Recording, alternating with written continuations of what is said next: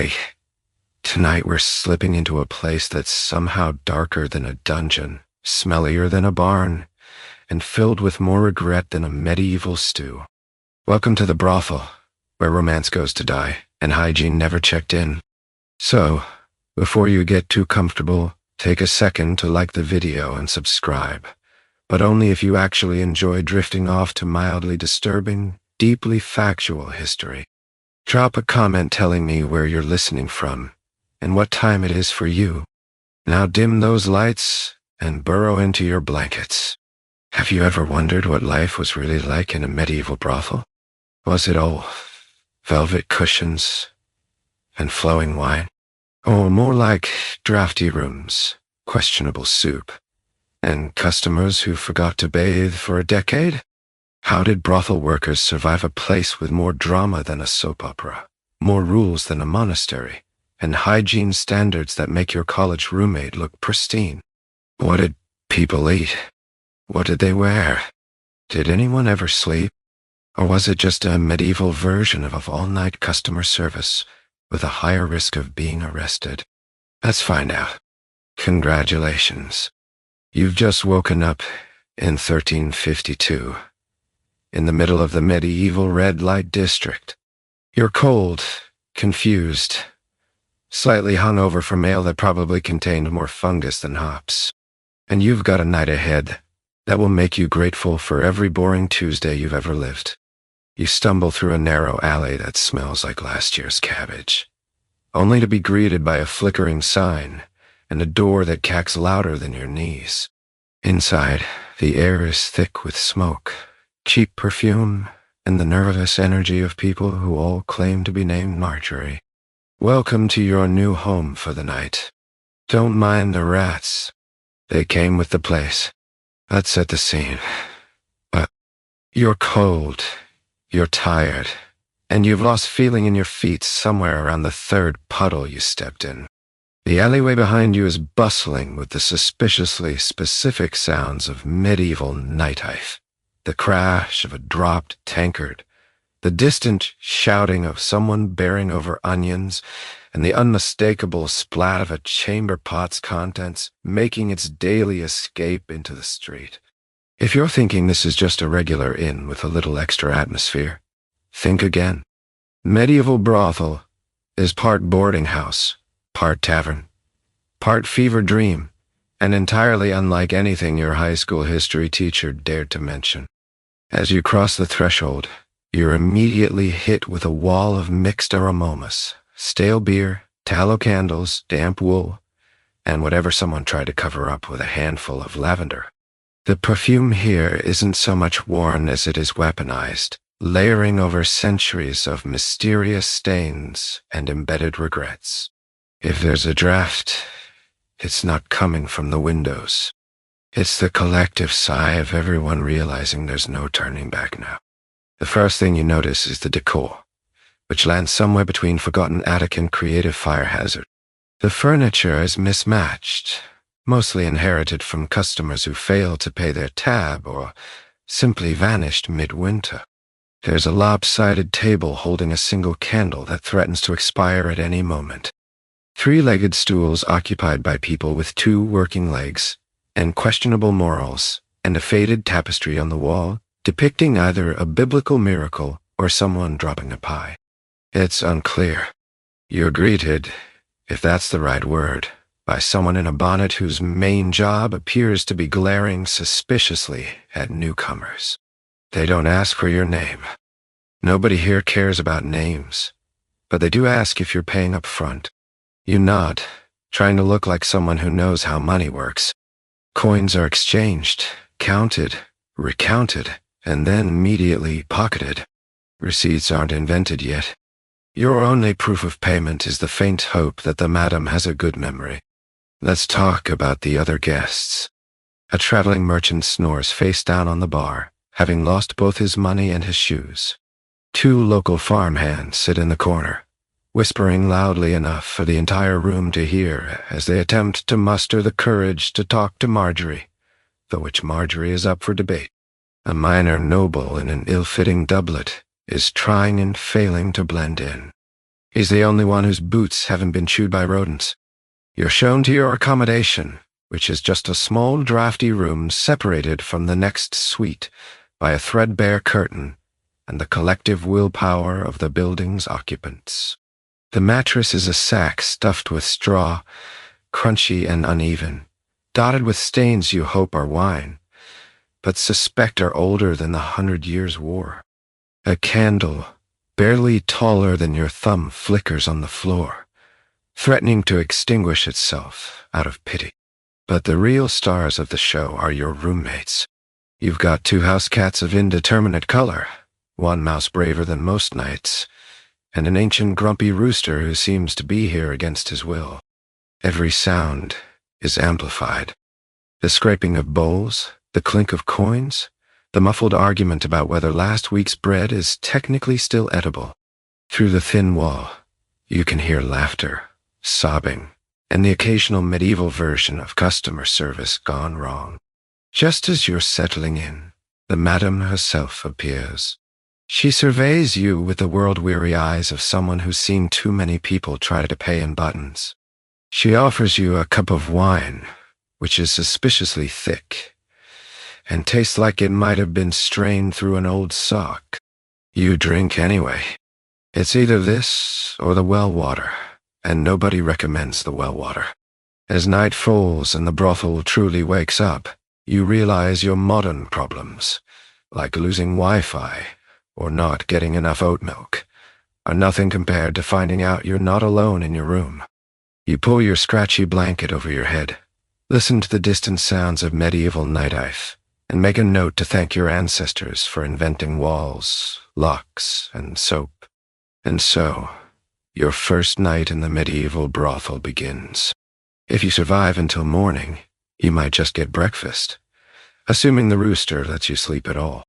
Welcome to history's worst Airbnb. Forget royalty. The brothel madam is the true boss here. She runs the show with an iron ladle, a razor tongue, and the uncanny ability to detect unpaid tabs across 3 rooms.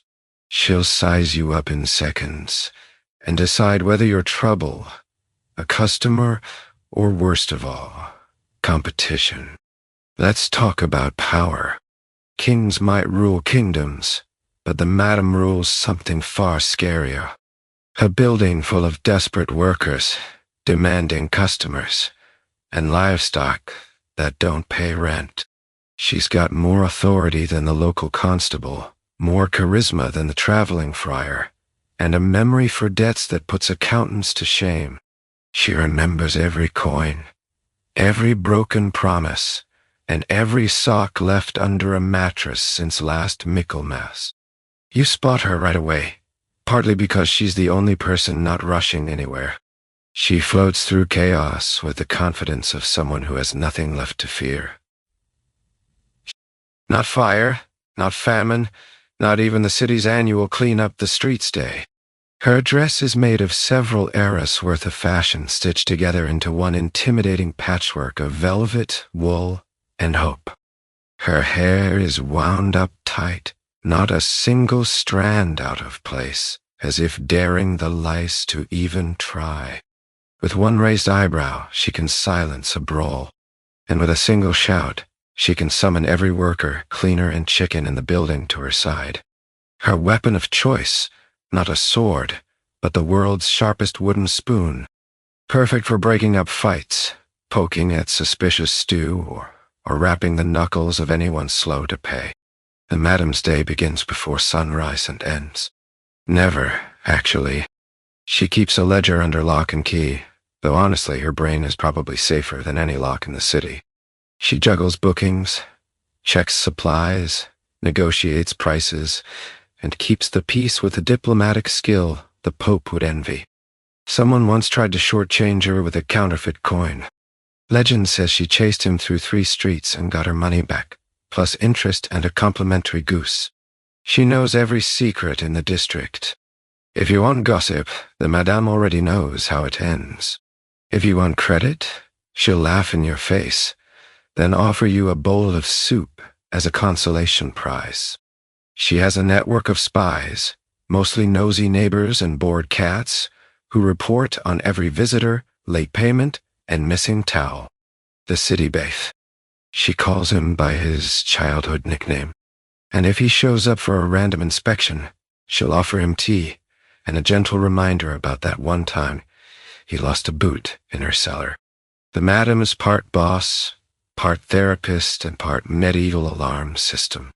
She mediates arguments about whose turn it is to use the good pillow, soothes heartbreaks with a mixture of tough love and day-old bread, and can spot a liar from a mile away.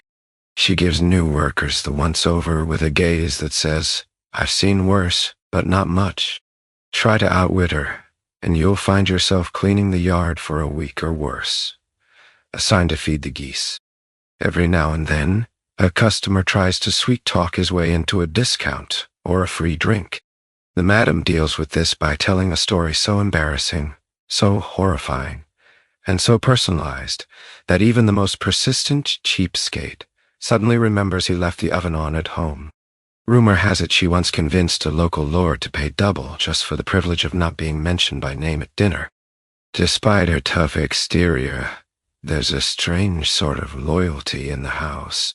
The workers might grumble about her rules, but when the city guard comes knocking or a brawl threatens to spill into the street, it's the madam everyone relies on. She's the only one who can get the oven working, calm down an angry client, and scare away rats with a single clap. To outsiders, the madam might seem intimidating, maybe even cruel, but to her people, she's the last line of defense against the world's chaos. She gives out loans with interest, advice, whether you want it or not, and the occasional hug, strictly after hours, and never in public. In the end, she's the reason the brothel keeps going. Without her, the roof would cave in, the stew would burn, and everyone would be sleeping in the alley with the goats. So if you find yourself in a medieval brothel, be polite, pay promptly, and never underestimate the power of a woman with a ledger, a spoon, and a list of grudges longer than the Magna Carta. Before you can get comfortable, you're handed a list of house rules longer than a church sermon. No fighting, no free samples, no credit. And for the love of all that's holy, no singing after midnight. Soap is strictly rationed and only slightly used. Let's take a closer look at these legendary rules. Because surviving a medieval brothel isn't just about stamina, it's about obedience. First, you'll notice the rules are handwritten on a scrap of parchment in a suspiciously blotchy ink. Some rules look recently added, possibly after last night's incident with the goose. Others are so ancient, even the madam's not sure what they mean anymore. No juggling torches in the main room. Someone definitely learned that lesson the hard way. Rule number 1, no fighting inside the house. This is not a lawless tavern or a medieval brawl pit. If you must challenge someone to a duel, kindly do so outside, preferably out of sight of the town guard. Broken chairs cost money, and the madam isn't interested in adding furniture repair to her already packed schedule. You'll find that bruised egos are to be handled quietly behind the privy, or the mutual exchange of passive-aggressive glares. Next up, no free samples. The brothel may be the medieval world's answer to customer service, but it draws the line at charity.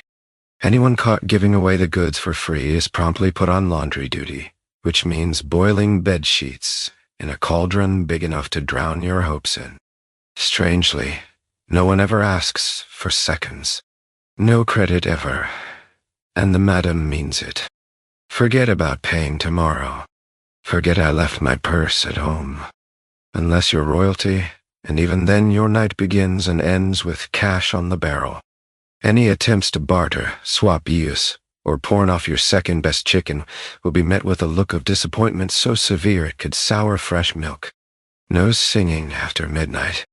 This rule is strictly enforced following a legendary week, when an ambitious apprentice bard serenaded the entire block with his song of 12 turnips. Everyone agreed it was a catchy tune for the first 5 minutes. The punishment for late-night singing now includes floor mopping, animal wrangling, and a temporary ban on soup. Now, let's talk about the soap. The most valuable, hotly contested, and heartbreakingly rare item in the building. The rule is simple. Thou shalt not steal the soap. This is both practical and philosophical. The soap is at best a shrunken nub of mystery origin, passed down from guest to guest, and containing at least 5 distinct scents, none of them pleasant. If you steal it, the entire house will know because you'll be the only one who smells vaguely like week old lye instead of goat. Soap usage is strictly supervised. Workers are allowed a ceremonial hand-washing before dinner and an actual bath on alternate saints' days. For customers, it's a privilege, not a right. If you're spotted sneaking an extra scrub, prepare for the madam's wrath and a lengthy lecture on community hygiene. Considering the average medieval person bathes once a month, the mere existence of house soap borders on luxury. No livestock upstairs. That's another popular rule, added after an incident involving a chicken, 2 goats, and a bucket of ale. Let's just say the lesson was learned, and the stains have never quite come out of the carpet. If your animal can't pay, it sleeps outside. There are also a few unspoken rules you'll pick up fast. Don't ask too many questions about what's in the stew. Never comment on someone's real name, especially if they insist it's Marjorie. And if the rooster comes inside, just let him be. He's got tenure. These rules aren't just for show. They're the glue holding the chaos together. Without them, every night would devolve into a riot of spilled ale, broken furniture, and at least one small fire. The madame knows this, and enforces order with the grim determination of a medieval schoolmaster with a hangover. Everyone, worker, guest, goat, falls in line or quickly wishes they had. So, as you settle in, clutching your precious sliver of soap and practicing your best silent hum, remember, in the medieval brothel, obedience isn't just for fun. It's for survival. 'Cause nothing ruins a night faster than the madame finding out you tried to take the soap. You thought medieval brothel were all silk and mystery. Think again. Most workers wear threadbare linen, patched wool, and the occasional hand-me-down tunic that's seen more action than a night shield. Accessories include decorative fleas and a faint air of regret. Let's set aside everything you've learned from racy paintings and big-budget TV dramas. In a real medieval brothel, luxury was mostly an optical illusion, like those velvet curtains that turn out to be sheep's wool dyed a heroic shade of burgundy. The actual dress code is determined by 2 things: what's warm and what hasn't fallen apart yet. If you're picturing sultry robes and a feathered mask, adjust your expectations to layered potato sack with bonus holes. The most popular fabric in the brothel is linen. At least what used to be linen before centuries of hard labor, hasty repairs, and enthusiastic laundering turned it into something that can only be described as historically durable. The standard issue under tunic is a washed-out beige, but sometimes it's more of a question mark color, thanks to the shifting patterns of stains that even the most optimistic washerwoman has given up on. And that lacy trim, it's just where the fabric frayed. Call it medieval distressed chic. Above the linen, there's usually a woolen overdress, hand-patched and repatched until it looks like a map of disappointment. Sometimes there's a faded apron to add a little functional flair. If you're lucky, you'll get a borrowed shawl, scratchy, but good at hiding the fact that your sleeves are different lengths. Brothel workers swap clothes more often than stories, so every garment has lived a full life and probably holds more secrets than the city bath. Shoes, meanwhile, are an exercise in compromise. The house issues a few battered pairs passed around like a communal bread loaf. Some have holes, some have mismatched laces, and all of them have a faint, persistent dampness that can only be described as ambiguous. Many simply go barefoot, which is as medieval as it gets, until you step on something sharp and instantly regret centuries of technological progress. Let's not forget the true stars of the dress code, lice. Lice are not just a hazard of the job. They're practically a uniform. In an era when bathing is a quarterly event and combs are a status symbol, fleas and lice thrive in every hem, collar, and unfortunately personal crevice. Brothel fashion means you never dress alone. Scratching is so common it's become a house rhythm, like the soft clink of coins, or the occasional distant sound of someone falling down the stairs. Jewelry is minimal and highly practical. The average brothel worker might have a scrap of ribbon, a bit of colored glass on a string, or a lucky pin kept for protection, or poking over eager customers. Real gold, only if someone left it behind in a hurry. And in that case, it's immediately claimed by the madam for the Communal Improvement Fund, which mysteriously never improves anything except the madam's collection of suspiciously nice hats. Hairstyles are simple and functional. Hair pulled back in a knot hidden under a cap or plaited to keep it out of the communal soup. Lice treatments are homemade, ranging from vinegar rinses to hopeful prayers. The house keeps a communal brush, but it's rumored to be cursed.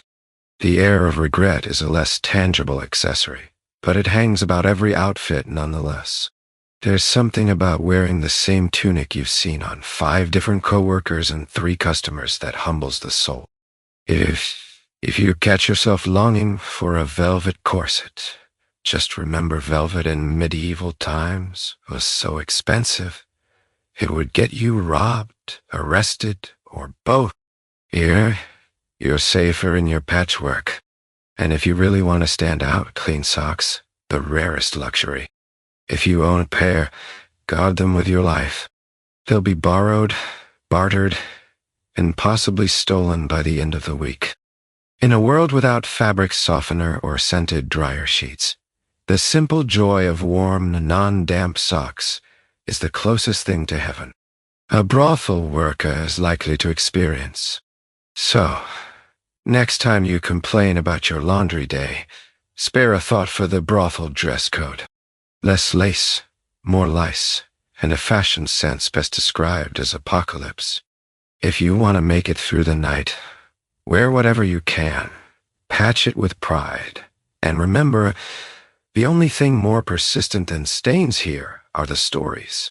Meet your customers, merchants, soldiers, tired travelers, and a suspicious number of clergy who insist they're only here to save souls. Every visitor brings their own unique odor, bargaining skills, and medieval misunderstanding of personal boundaries. Let's take a slow, slightly horrified stroll through tonight's lineup because the clientele of a medieval brothel are nothing if not memorable. First up are the merchants. They're the ones who swagger in with jangling purses and slightly cleaner fingernails. They always claim to be just passing through on extremely important business, but somehow they know every local drink special by heart. Their bargaining technique, haggling for 20 minutes over the price of a room, and then tipping with a foreign coin, no one can actually spend. Merchants love to talk about themselves, about their wares, and about the one time they almost did business with a duke. Except the duke tragically died of natural causes. Translation, plague, or bad soup. Next, you have the soldiers.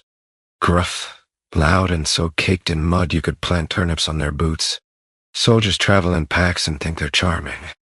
Most have spent weeks on the road, so the phrase smelling like victory takes on a more literal, nose-watering meaning. Their table manners are creative, and their idea of romance is arguing over who gets the least lumpy corner of the straw mattress. Still, if you want news about battles or the latest town burned to the ground, these are your go-to sources. Just don't expect them to remember your name or their own by morning.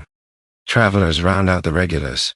These are the hollow-eyed folk shuffling in at all hours, carrying nothing but a walking stick, a sack full of regrets, and a blanket with the texture of a dried fish.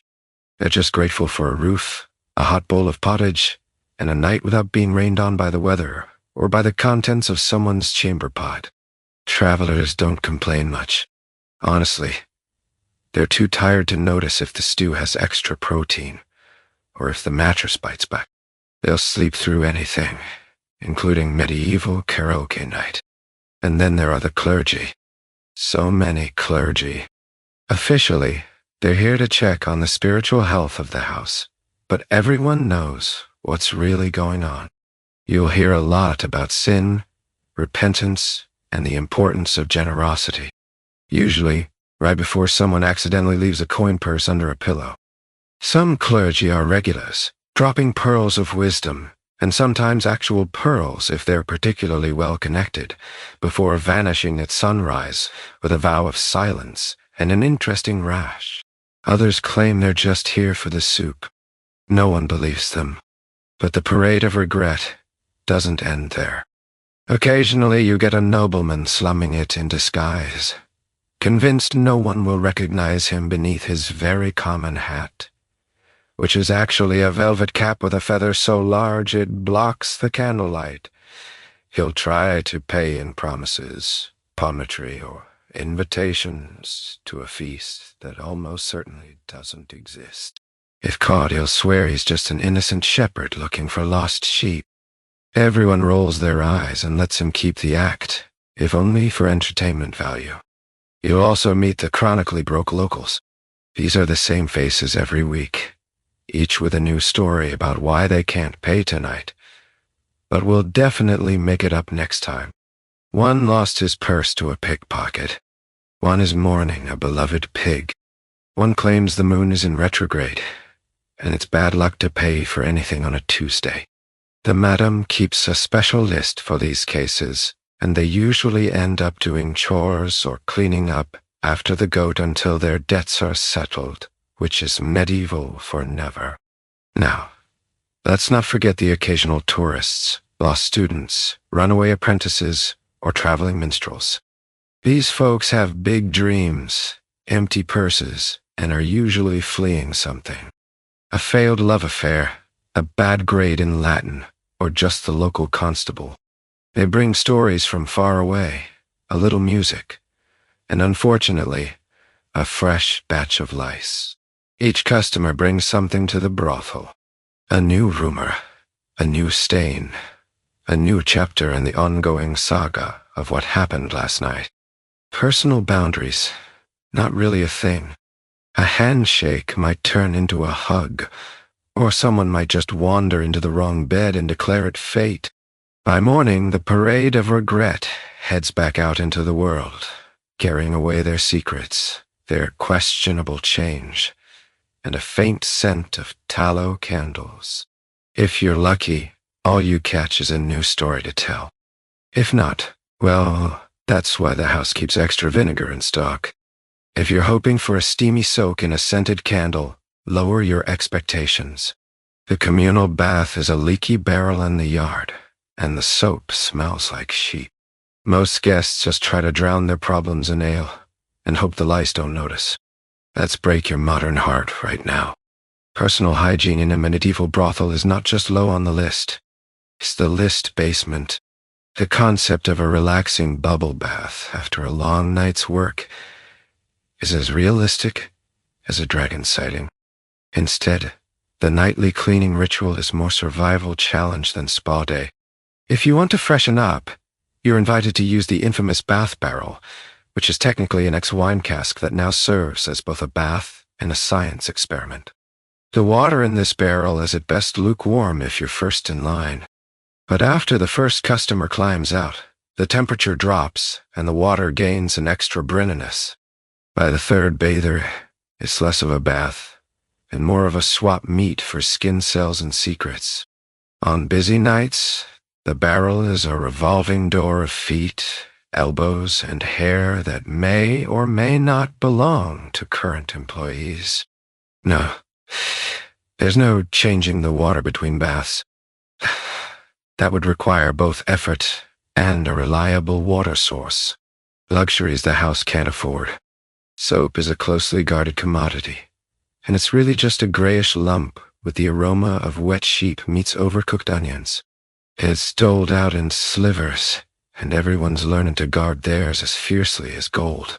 Try to sneak a double scrub, and you'll draw the madam's wrath faster than someone singing after midnight. For most, a quick rinse of the hands and face is all the effort they'll spare. Full body washing is reserved for high holidays, epidemics, and visits from very important customers, at which point a heroic quantity of perfume will be splashed around to make up the difference. The rest of the time, you do what medieval people do best. Embrace the smell and hope for the best. After all, in a world where everyone's ripe, nobody's nose is clean. The perfume du jour is a blend of sweat, tallow, ale, and whatever herb was thrown on the fire last week. Lavender if you're lucky, cabbage if you're not. Guests are, if anything, even worse. Travelers arrive carrying the scent of every horse they've ever met. Soldiers think that dunking their feet in a trough counts as a bath. Merchants try to mask everything with strong cologne, which only makes things more complicated. The worst offenders are those who claim to be naturally clean. The medieval equivalent of someone bragging about being able to eat anything without getting sick. Ice fleas and their extended families are so common that they're practically members of the staff. Combs exist, but only in the sense that someone once found a toothless relic and claimed it was decorative. Flea picking is a communal activity, usually done while gossiping about who skipped out on their bill.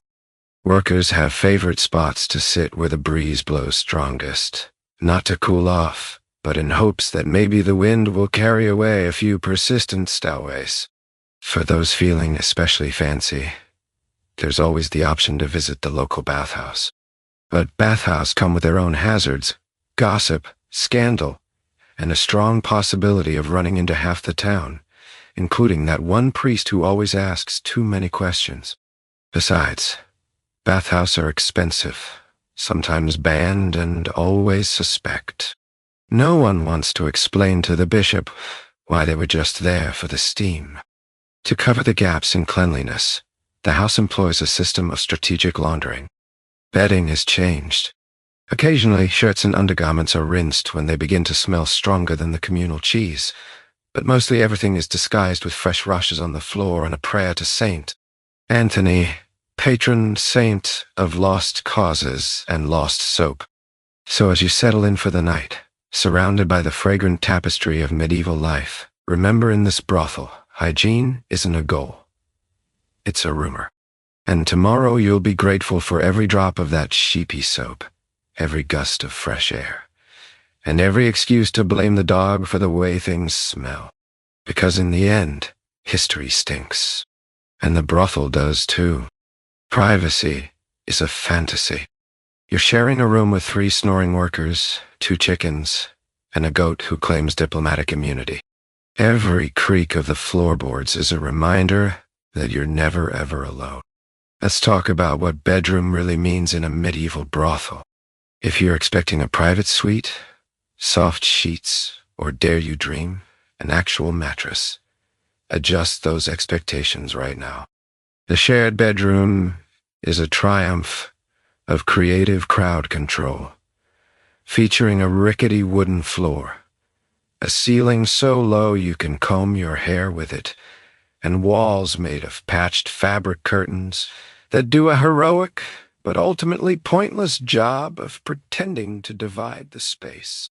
The only thing separating you from the next person is the thin hope that everyone else is too tired to care. Your sleeping arrangements are less bed and more crunchy communal nest. A rough pallet stuffed with straw sits atop the cold floor, creaking every time someone dares to breathe. If you're lucky, you score a spot somewhere in the middle, away from the drafty cracks in the wall, and only slightly within pecking distance of the chickens. These birds aren't just pets. They're both early morning alarms and late night emotional support animals. As long as your idea of support is a sharp beak in the foot at 3:00 a.m. And then there's the goat. Nobody knows how the goat got here. Nobody knows how the goat remains here, but he's carved out his corner near the fireplace and glares at anyone who gets too close. The madam claims he keeps the evil spirits away. Others claim he's the reincarnation of a disgruntled landlord. Either way, the goat is the only one allowed to hog the blanket, and if you move it, you do so at your own risk. The soundtrack of your night includes the following: snores at 3 different pitches, someone muttering their dreams in Old French, the soft rustle of straw as a mouse relocates, and the abrupt squawk of a chicken settling a personal vendetta. There's always a midnight negotiation about who gets the good pillow, the one with the least amount of mysterious stains. Usually, it ends in compromise, or more likely nobody wins, and everyone settles for a lumpy bundle of laundry. Personal space. It's an ancient legend. On the coldest nights, everyone huddles together for warmth, forming a sort of human lasagna layered with linen, wool, and desperation. You might find yourself spooning with a coworker you barely know, one arm flung over the chicken for good measure. Nobody makes eye contact in the morning. If you think insomnia is a modern problem, try sleeping in a room where someone always needs to get up. Whether it's for the chamber pot located conveniently behind a curtain that only blocks sounds if you believe hard enough to feed the animals, or to chase off the aforementioned mouse.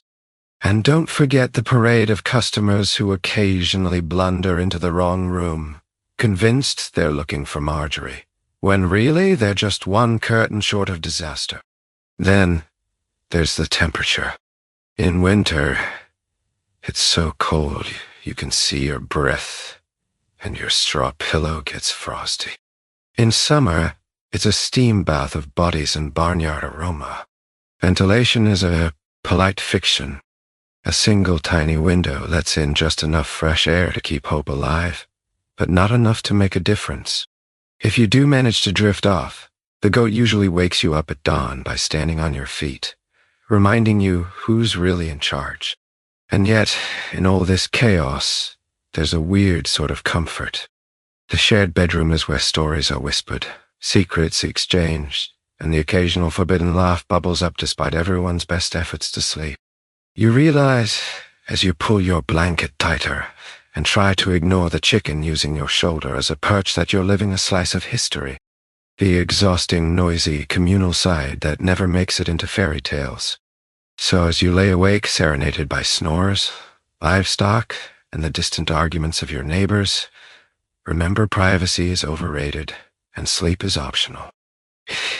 In the medieval brothel, you never truly rest alone, because the night, like the rent, is always shared. Forget the 9 to 5. In a medieval brothel, the real action starts after dark. Oil lamps flicker, coins clink, and the air fills with a chorus of fake laughter, actual coughing. You wonder if anyone here has ever had 8 hours of uninterrupted sleep. The sun has barely dipped below the crooked rooftops, and already the brothel is transforming.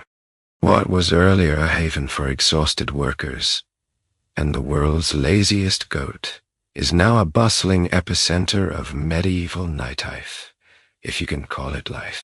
The atmosphere thickens with a fog of candle smoke, spilled ale, and at least 3 competing perfumes, all fighting to cover up the faint but persistent odor of turnips and regret. It all starts in the common room.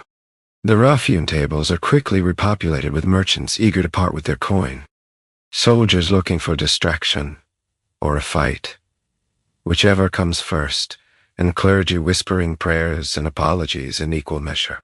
The staff are already in motion, weaving between bodies with a kind of skill that only comes from years of dodging unwanted advances and flying tankers.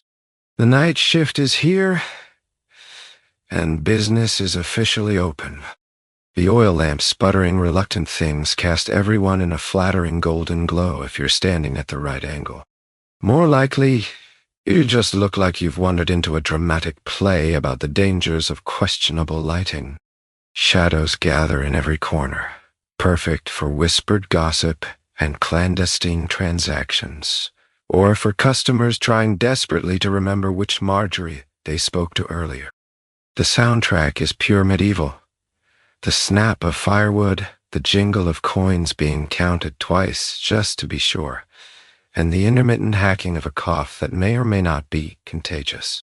Laughter rises and falls in carefully modulated waves, everyone determined to sound more relaxed and successful than they actually feel. The barmaid spins wild stories to the soldiers, each one bigger and more unlikely than the last, because reality has never been a popular beverage here. For the workers, the night shift is a test of endurance. There are customers to charm, drinks to pour, songs to sing, and occasional brawls to break up before the madam has to intervene with her legendary ladle. Every interaction is a performance. Smiles are practiced, jokes are rehearsed, and every movement is calculated for maximum coin collection and minimum personal injury. If you think customer service today is tough, imagine doing it while wearing a dress made of recycled bedsheets in a room where the fire keeps going out and half the guests can't remember your real name. Some customers are sweet, some are tragic, and some are just here to sleep it off in the corner, leaving a trail of muddy footprints and soggy bread behind. On any given night, you might overhear a marriage proposal, a dramatic confession, or someone swearing eternal love to a barmaid who's already forgotten what he looks like. Secrets are currency, and everyone is always trading a little bit of theirs for a little bit of someone else's. Sometimes, in the lull between songs and arguments, you wonder if anyone ever truly sleeps here. The short answer, absolutely not. Breaks are rare and treasured. If you manage to sneak away, it's only to the cold storm to catch your breath, splash your face with water, or if you're truly desperate, sit on a crate of onions and pretend you're somewhere else. The night feels endless, even when the last customer staggers out and the lamps are snuffed. Sleep is still a distant hope. There's bedding to wash, coins to count, and the never-ending hunt for that one missing chicken. By the time dawn teases the windows with a pale gray glow, you're left wondering if you worked through the night or just lived it on repeat. The rooster crows, the goat yawns, and you realize the only thing more persistent than the customers is the feeling that you've never, not once, slept all the way through the night. In a medieval brothel, the night shift is less a job and more an act of survival. Business as usual. Dinner is served. It's pottage again. A thick stew containing vegetables, grains, and something that might have been a pigeon. If you're lucky, there's stale bread. If you're really lucky, it isn't moving. Let's break the fantasy right here.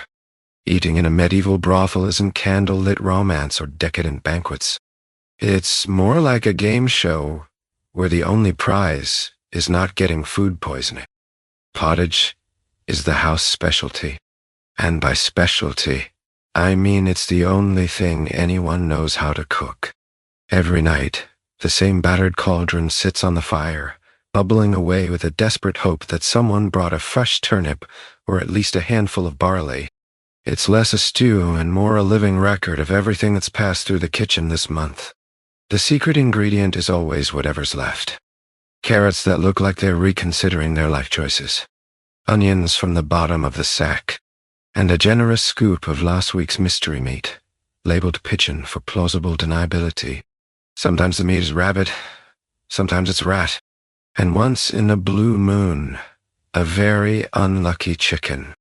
You don't ask too many questions. That's how rumors start. And rumors get you assigned to dishwashing duty. Let's talk texture. Pottage isn't smooth. It's hearty, lumpy, and sometimes chewy in ways that vegetables really shouldn't be. The broth changes color, depending on what's been boiled in it lately, ranging from murky brown to suspiciously green. Some nights you hit the jackpot and find a whole bean. Other nights, you wonder if that crunch was a bone or just an overly ambitious grain of barley. Then there's the bread. Ah, medieval bread. The only thing harder than the workers' lives. The loaf is dense, gray, and so stale it could be used as a defensive weapon in the event of a tavern brawl. You drop it, it either shatters or leaves a dent in the table. Slicing it requires both technique and upper body strength. On rare occasions, someone brings in a soft bit from the baker's wife. An event so momentous it's commemorated with a round of applause and a moment of silence. If you want butter or cheese, you're in the wrong tax bracket. Here, dairy is reserved for special occasions, visiting nobles or bribes for the city inspector. Sometimes there's a spread, a suspicious smear of something that claims to be lard. You try not to think about it too hard, because overthinking is dangerous in a medieval kitchen. Kitchen itself is a miracle of medieval engineering. A smoky fireplace, one pot never properly scrubbed, and an assortment of wooden spoons and knives, so blunt they might be safer than actual cutlery. Dishes are washed with boiling water, sand, and prayer.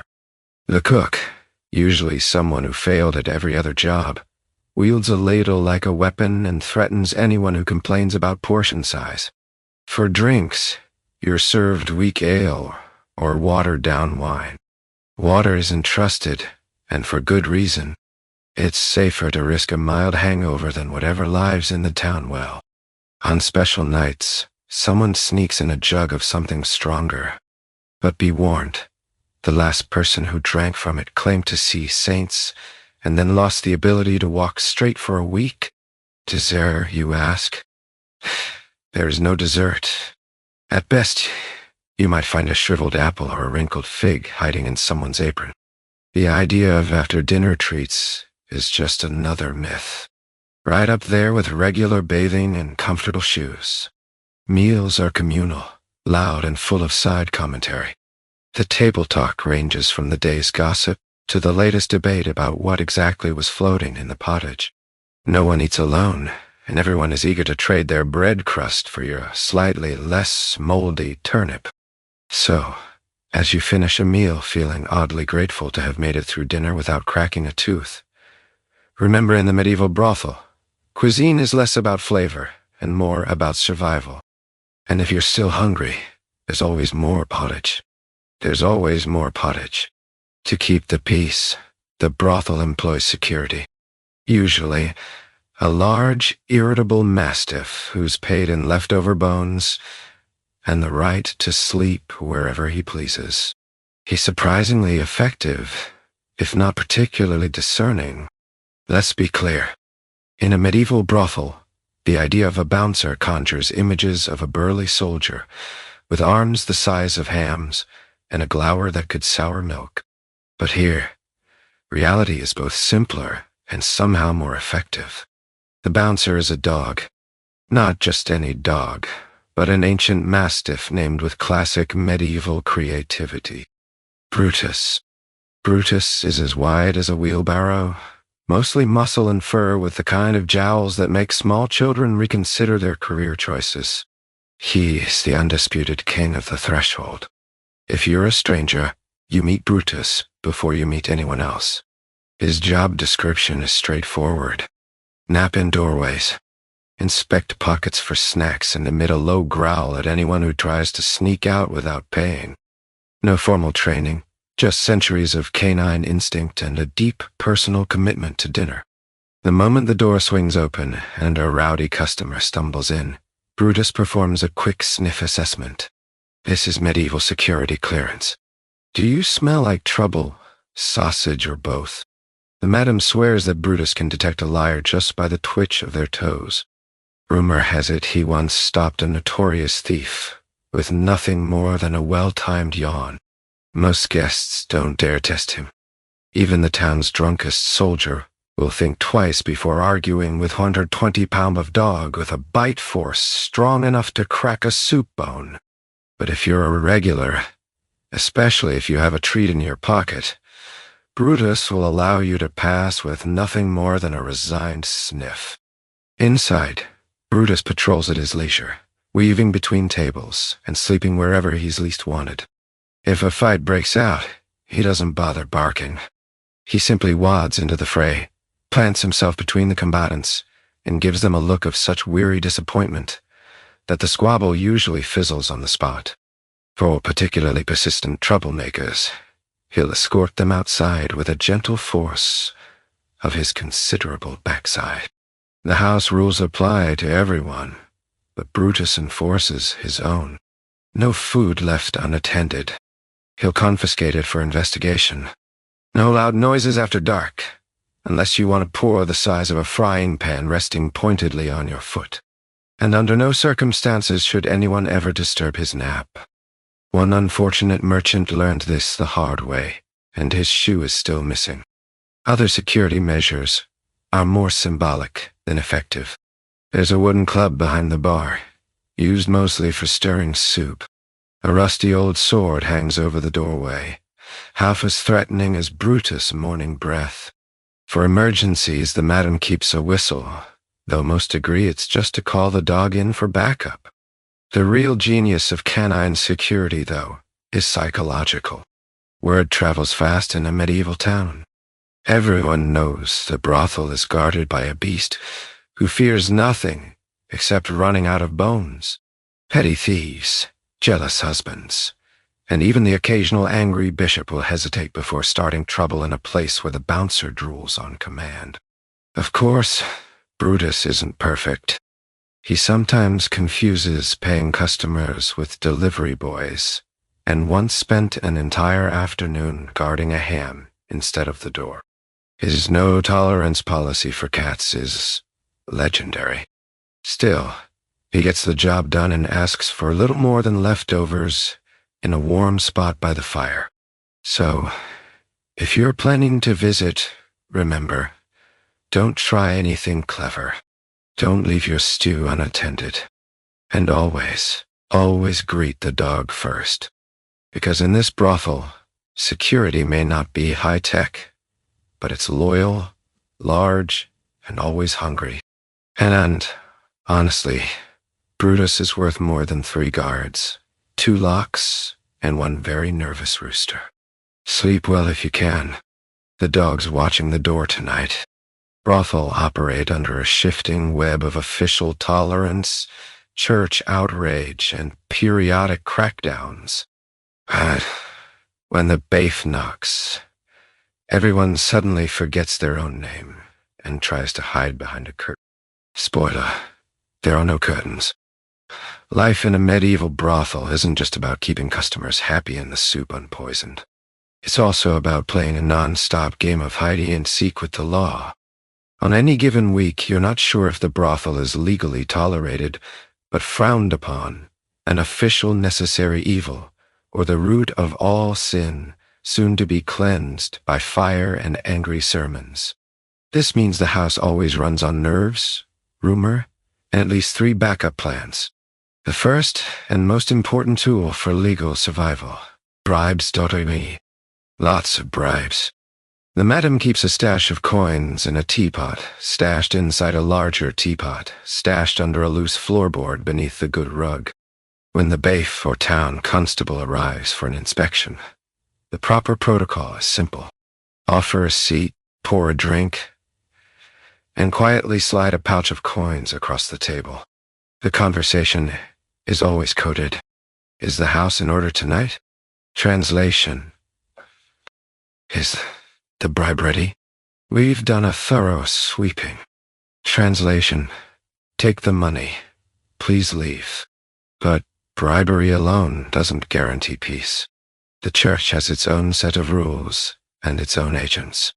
Usually a priest with a face like a thundercloud who drops by to remind everyone of the fires of hell, right before pocketing a little donation for the local orphanage, which happens to be staffed by his cousins.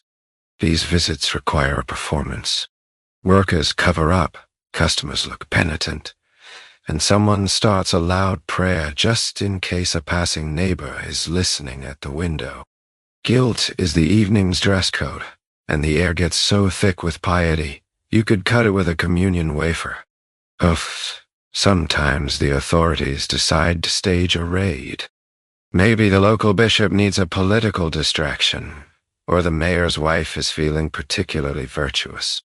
Word spreads quickly.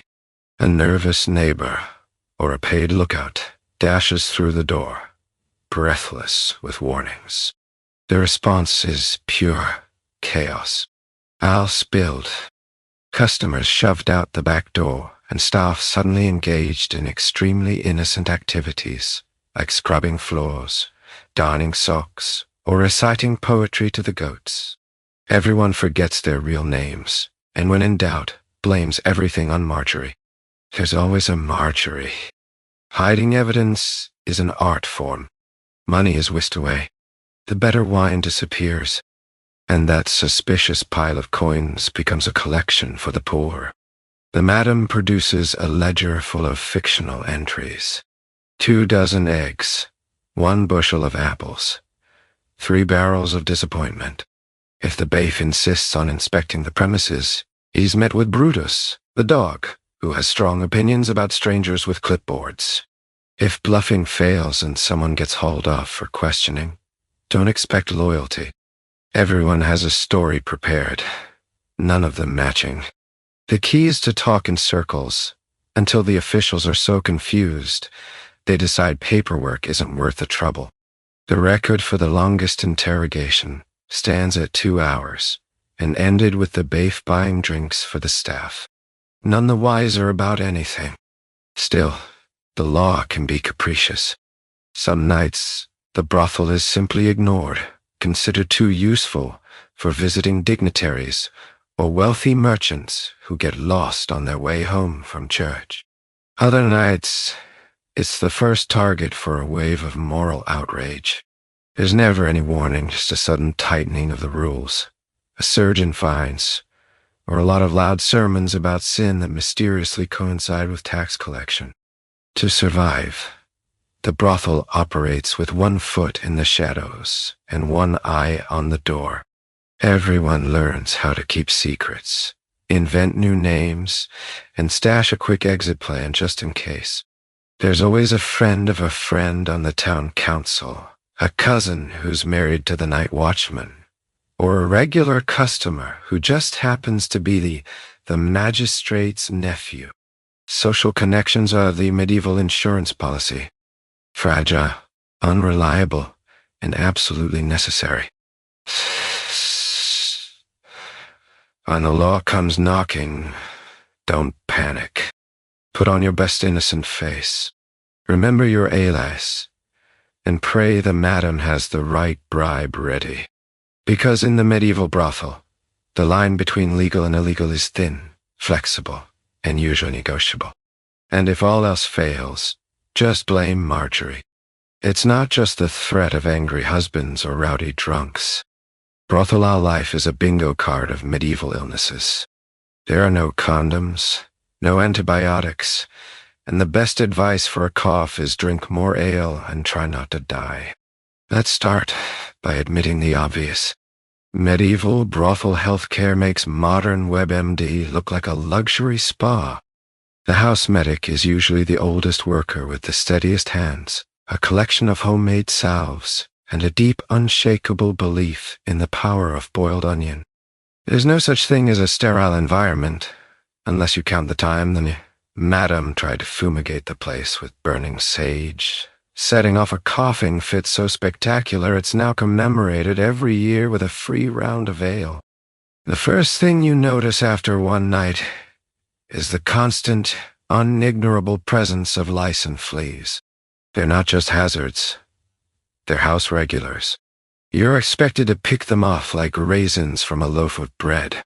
And there are so many folk remedies being passed around that the kitchen sometimes smells like a tossed salad. One day it's vinegar and garlic. The next it's a dash of salt behind the ears. And for the really desperate, just keep scratching and hope for the best. Respiratory issues are as common as gossip. With every customer comes a fresh cloud of germs, and every cough is received with a moment of silent dread. If someone starts sneezing, the communal response is to pass the ale and lights more candles, as if the flicker of tallow can scare off infection. There are no tissues, so sleeves are the medieval handkerchief, an arrangement that does wonders for the spread of colds and the general aroma of the house. Then there are the specialist hazards, the sort you can only get in a building with this many visitors and this little ventilation. Syphilis, the pox, and an impressive catalogue of rashes are all considered an occupational hazard. Treatments range from herbal tea and denial to rub this suspicious ointment on it and hope it doesn't burn. The local apothecary does brisk business selling potions with names like St. Agnes, Purifying Tonic, or Maid's Comfort, none of which actually work, but all of which taste like regret and turnip. Injuries are another nightly occurrence. A well-placed elbow, a jealous partner climbing in the window, or a customer who's confused gentle affection with medieval wrestling. Bruises are the brothel's unofficial badge of honor, and a twisted ankle is just part of the job description. For anything broken, the options are grim. Ask the blacksmith's wife for a splint. She uses leftover shoe leather. Or just grit your teeth and hope the swelling goes down before the next shift. The kitchen, meanwhile, is a minefield of its own. Food poisoning is so routine, it's known by nicknames. The pottage purges or the stale bread shuffle. There's no refrigeration, so you eat what's served, chew slowly, and hope your stomach is as tough as your willpower. If not, you're banished to the yard with nothing but a bucket and the rooster for company. Water not to be trusted. The well out back is questionable, and the river is strictly for emergencies, like the house is on fire emergencies. Most people drink weak ale or wine to avoid the very real danger of dysentery. Even so, stomach cramps are an inevitable part of daily life. The polite thing is not to mention it. Just clutch your side and nod knowingly at the other sufferers. Let's not forget the mental toll, sleep deprivation, anxiety, and the constant threat of arrest or eviction combine to make stress its own form of medieval plague. There's no therapy, just gossip, prayer, and an extra serving of whatever passes for dessert on bad days. In the end, health in a medieval brothel is a combination of luck, resilience, and pretending you don't notice that weird rash spreading up your arm. You hope for the best. You drink to forget, and if all else fails, you blame the goats. Because honestly, in a place where the biggest cure for any ailment is a wait and see, every sunrise feels like a minor miracle. Wages are paid nightly, and so are the debts. The madam takes her cut, the bouncer gets his bone, and what's left barely covers a new pair of socks. The house always wins, especially when you owe rent. Let's dive into the gritty reality of brothel economics, where every copper coin is measured, counted, and mysteriously lighter than you remember. Each night's takings are tallied with the grim precision of someone who knows exactly how far a single farthing can stretch. Spoiler, it's not very far. Workers line up after the night shift, blurry-eyed and hoping for good news, only to watch the madam's finger slide steadily down the ledger like a judge reading off charges. First, there's the house cut, an ancient tradition, and possibly the earliest form of corporate overhead. The madam's percentage varies by mood, weather, and the current state of the roof. That leak in the corner, that'll be another 2%. There are deductions for broken crockery, lost linen, and once memorably for emotional damages suffered by the goat. Everyone grumbles, but the rules are the rules, and the madam is the only one with the key to strong box. Next up, Brutus the bouncer. He gets his pay in the form of leftover stew bones and the first choice of sleeping spot. But don't think for a second that's the end of expenses. Somebody's always buying a treat to stay on his good side, or bribing him with a hunk of cheese to look the other way when sneaking an extra cup of ale. It's protection money, but fluffier. Now, let's address rent. If you think modern landlords are tough, try negotiating with a madam who's heard every excuse in existence and invented most of them herself.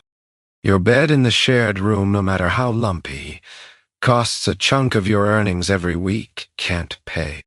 You're assigned extra chores or worse, forced to wear the communal tunic until someone else forgets to pay. What's left after deductions? Not much. Maybe enough for a small luxury. Some threadbare socks from the market, a tart apple, or if you're feeling flush, a sliver of questionable soap. Most workers stash their savings in the least obvious place, inside an old boot sewn into the hem of a tunic or buried in the chicken coop. The goat to this day is suspected of running a shadow economy. If you're hoping for a raise, good luck. Negotiating higher wages in the medieval brothel is like asking for a window seat on a ship without windows. The answer is always the same. Work harder or hope for rain. Some try to supplement their income by offering extras, fortune-telling, singing, or laundry services. But the madam takes a cut of those too, citing management fees. There's always someone in debt, usually several someones. A lost purse, a bad run at dice, or a fine imposed for breaking house rules can spiral into a cycle of U.S. and whispered promises. The madame keeps careful track, her memory as sharp as her spoon. Debts can be paid off through extra shifts, errands run in the rain, or a night spent on chicken duty. Interest is never spoken of, but always implied. Meanwhile, the brothel's expenses never sleep. There are bribes for the baith, donations to the church, for forgiveness and plumbing repairs, and the ongoing cost of firewood, candles, and an endless supply of cheap ale. Somehow, even when the place is packed, and coins change hands with every wink and smile, the books always balance just in the house's favor. The madame says it's simple accounting. The workers call it magic, or maybe just experience. In this world, money flows like ale quickly, and always with a little spillage. If you're wise, you'll hide a coin or two for a rainy day, though odds are the madam will find it before you do. In the end, it's not about getting rich. It's about surviving to payday, laughing at your empty purse, and knowing that while the house always wins, at least you're still in the game. So next time you hear someone say, "Follow the money," remember in the medieval brothel, all roads led right back to Madame's strong box. The house always wins, and the goat, of course, gets his cut. When business is slow, entertainment ranges from rocker singing to extremely low-budget puppet shows. On a good night, someone finds a lute. On a bad night, someone tries to juggle knives. Nobody wins. Let's set the mood. Picture it. The candles are burning low. Customers are counting their last few coins, and even Brutus the dog has fallen asleep by the fire, snoring louder than anyone thought possible. There's a lull in the action, a dangerous thing in a place built on distraction. That's when the show begins. In a world before streaming, the brothel's main form of entertainment is whatever can be cobbled together from the available talent, objects, and occasionally farm animals. First, the singing. It's never planned. Someone just stands up, usually after their third cup of ale, and belts out a tune about lost love, a cheating merchant, or the world's most famous goat. The audience joins in, whether they know the words or not, and harmonies are achieved entirely by accident. The brothel's best singer is usually one of the cooks, who claims she once performed for a baron, though evidence is thin and memories thinner. She's known for a voice that can cut through the thickest soup fog, and a habit of changing lyrics on the fly to poke fun at the clientele. If music isn't enough, it's time for the puppet show. The props are always handmade. Socks with button eyes, straw dolls, and the occasional turnip with a painted face. The stories are loosely based on actual events. Usually the latest town scandal retold with extra slapstick, and questionable accuracy. If you're the target of tonight's play, expect to be mercilessly roasted and then handed a wooden spoon as a consolation prize. Crowd loves it, especially after enough ale. And nobody takes offense, at least not until tomorrow morning. Then there's the infamous juggling. In theory, it's meant to wow the crowd. In practice, it's an exercise in dodging flying objects. Most of the time, the juggler is just a bored farm hand who's had too much to drink and decided to show off by tossing candlesticks, bread rolls, or if things get desperate, a mildly annoyed chicken. The results range from accidental slapstick to genuine chaos. The dog has learned to hide under the table whenever someone yells catch. Games are another staple. There's dice, of course, always loaded, always contested. Card games that have no written rules, and at least 3 possible winners per round. Occasionally, someone organizes a guessing game. What's that smell? Is a house favorite, though nobody has ever truly won. If a guest claims to be from out of town, they're drafted into telling stories, real or imagined, about lands where people bathe twice a week and bread comes pre-sliced. On rare occasions, someone unearths a lute or a battered drum, and the entire house is treated to a real concert. The music is enthusiastic, if not always in tune, and everyone claps along, except Brutus, who howls until he's led outside. Dancing breaks out, often more comic than graceful, with partners swapped and steps invented on the spot. It's communal, chaotic, and surprisingly joyful. Nobody cares about skill. What matters is making noise and forgetting your worries for a few precious minutes. Not all entertainment is so wholesome. Sometimes it's just gossip hour. Stories swapped, secrets spilled, and the latest scandal dissected with more detail than the local apothecary puts into his potions. A new rumor can travel from the kitchen to the front door in under 5 minutes. By the end of the night, everyone's heard 3 different versions, all more dramatic than the last. When things really slow down, entertainment takes a philosophical turn. Someone might debate whether turnips are better than carrots, or if the bishop's nephew is truly as pious as he claims. These debates end when someone brings out the last of the ale, or the goat interrupts with his own opinion, usually expressed by eating the evidence. So, while the world outside dreams of feasts and tournaments, the medieval brothel keeps spirits up with its own brand of chaos and creativity. Laughter is the house's real currency, and everyone leaves with a story, if not a bruise from a straight bread roll. Welcome to medieval Netflix. Low budget, high drama, and always on. Forget the town crier. The brothel grapevine is the fastest in town.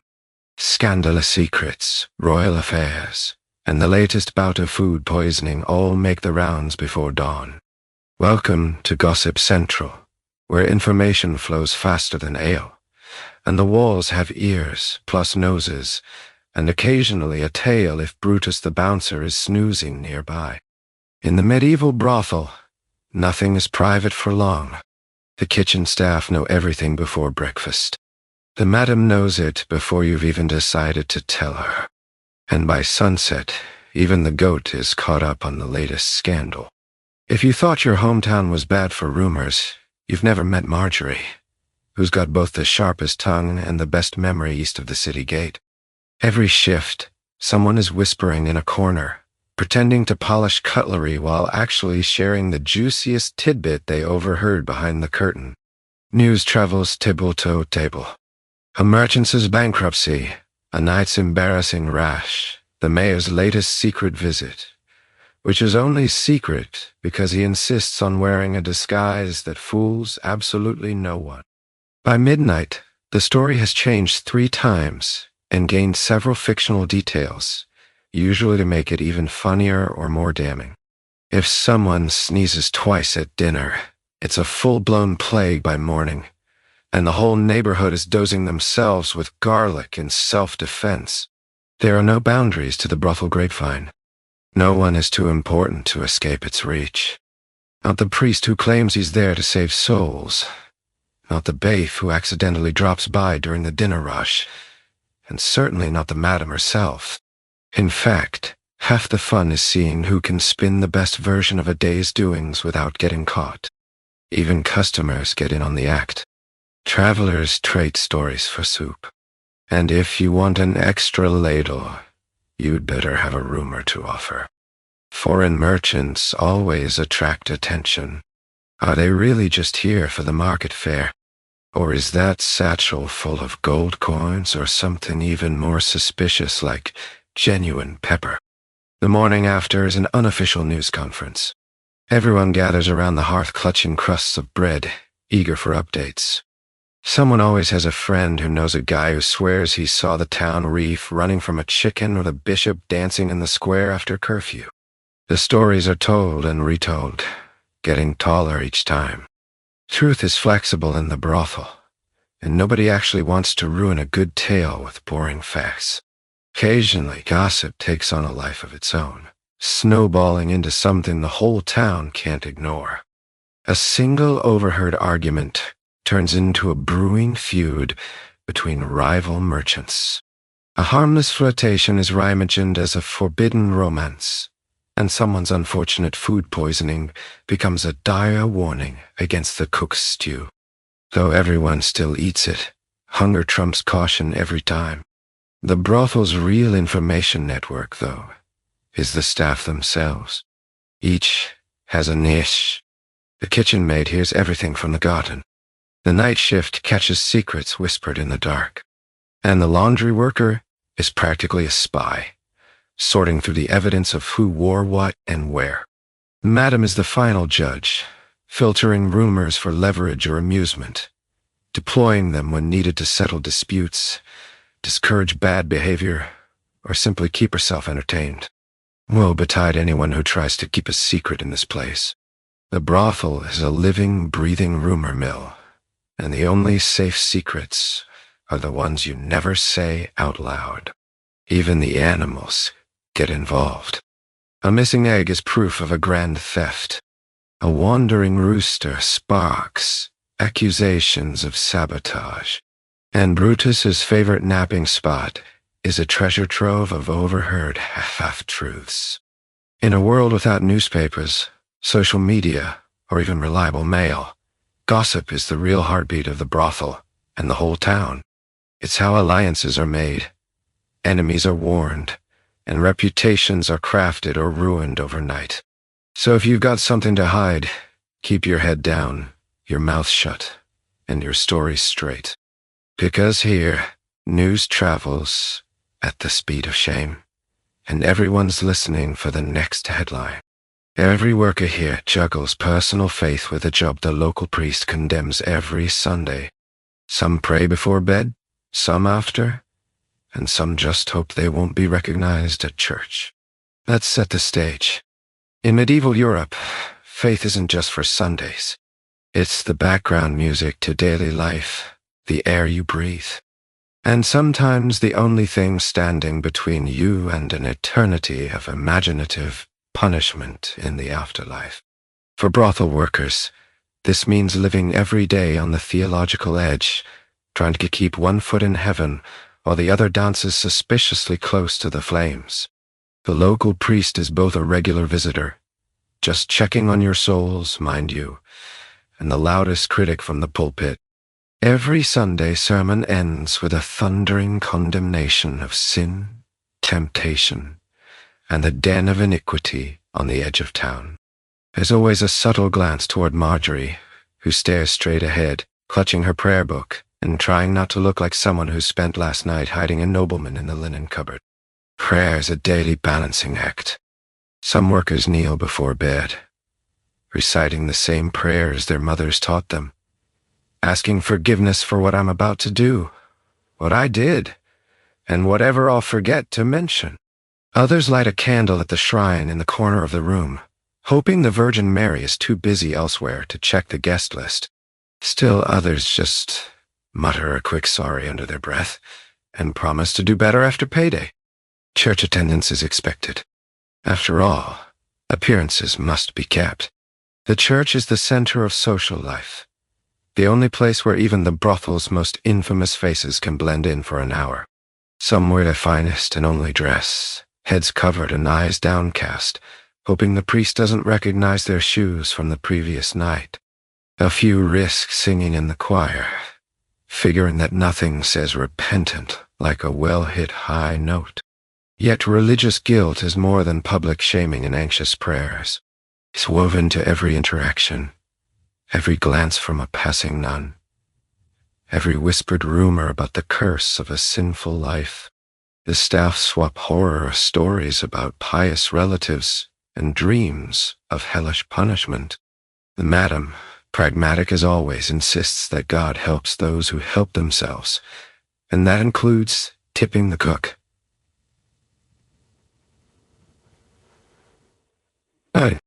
Confession is a strategic exercise. No one wants to be too specific. Sins are described in vague terms. I was less than virtuous, or I spent time with questionable company. The priest listens, sighs, and gives out penance. Sometimes so many prayers that workers suspect he's just trying to boost the church's attendance numbers. After all, every Hail Mary is a minute spent not worrying about the house stew. But faith is not just a burden. It's also a comfort. In a world where tomorrow is never guaranteed, and a bad winter can mean starvation, hope is currency. Workers pray for health, safety, and that the town guard will get lost on the way home. Every lucky streak, no injuries, no raids, an extra coin from a grateful guest, is seen as a little miracle. Proof that someone up there is still listening, even if only out of curiosity. And, of course, some clergy are more understanding than others.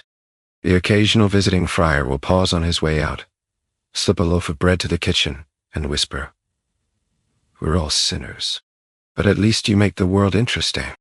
It's the sort of blessing you don't write home about, but it softens the edge of guilt all the same.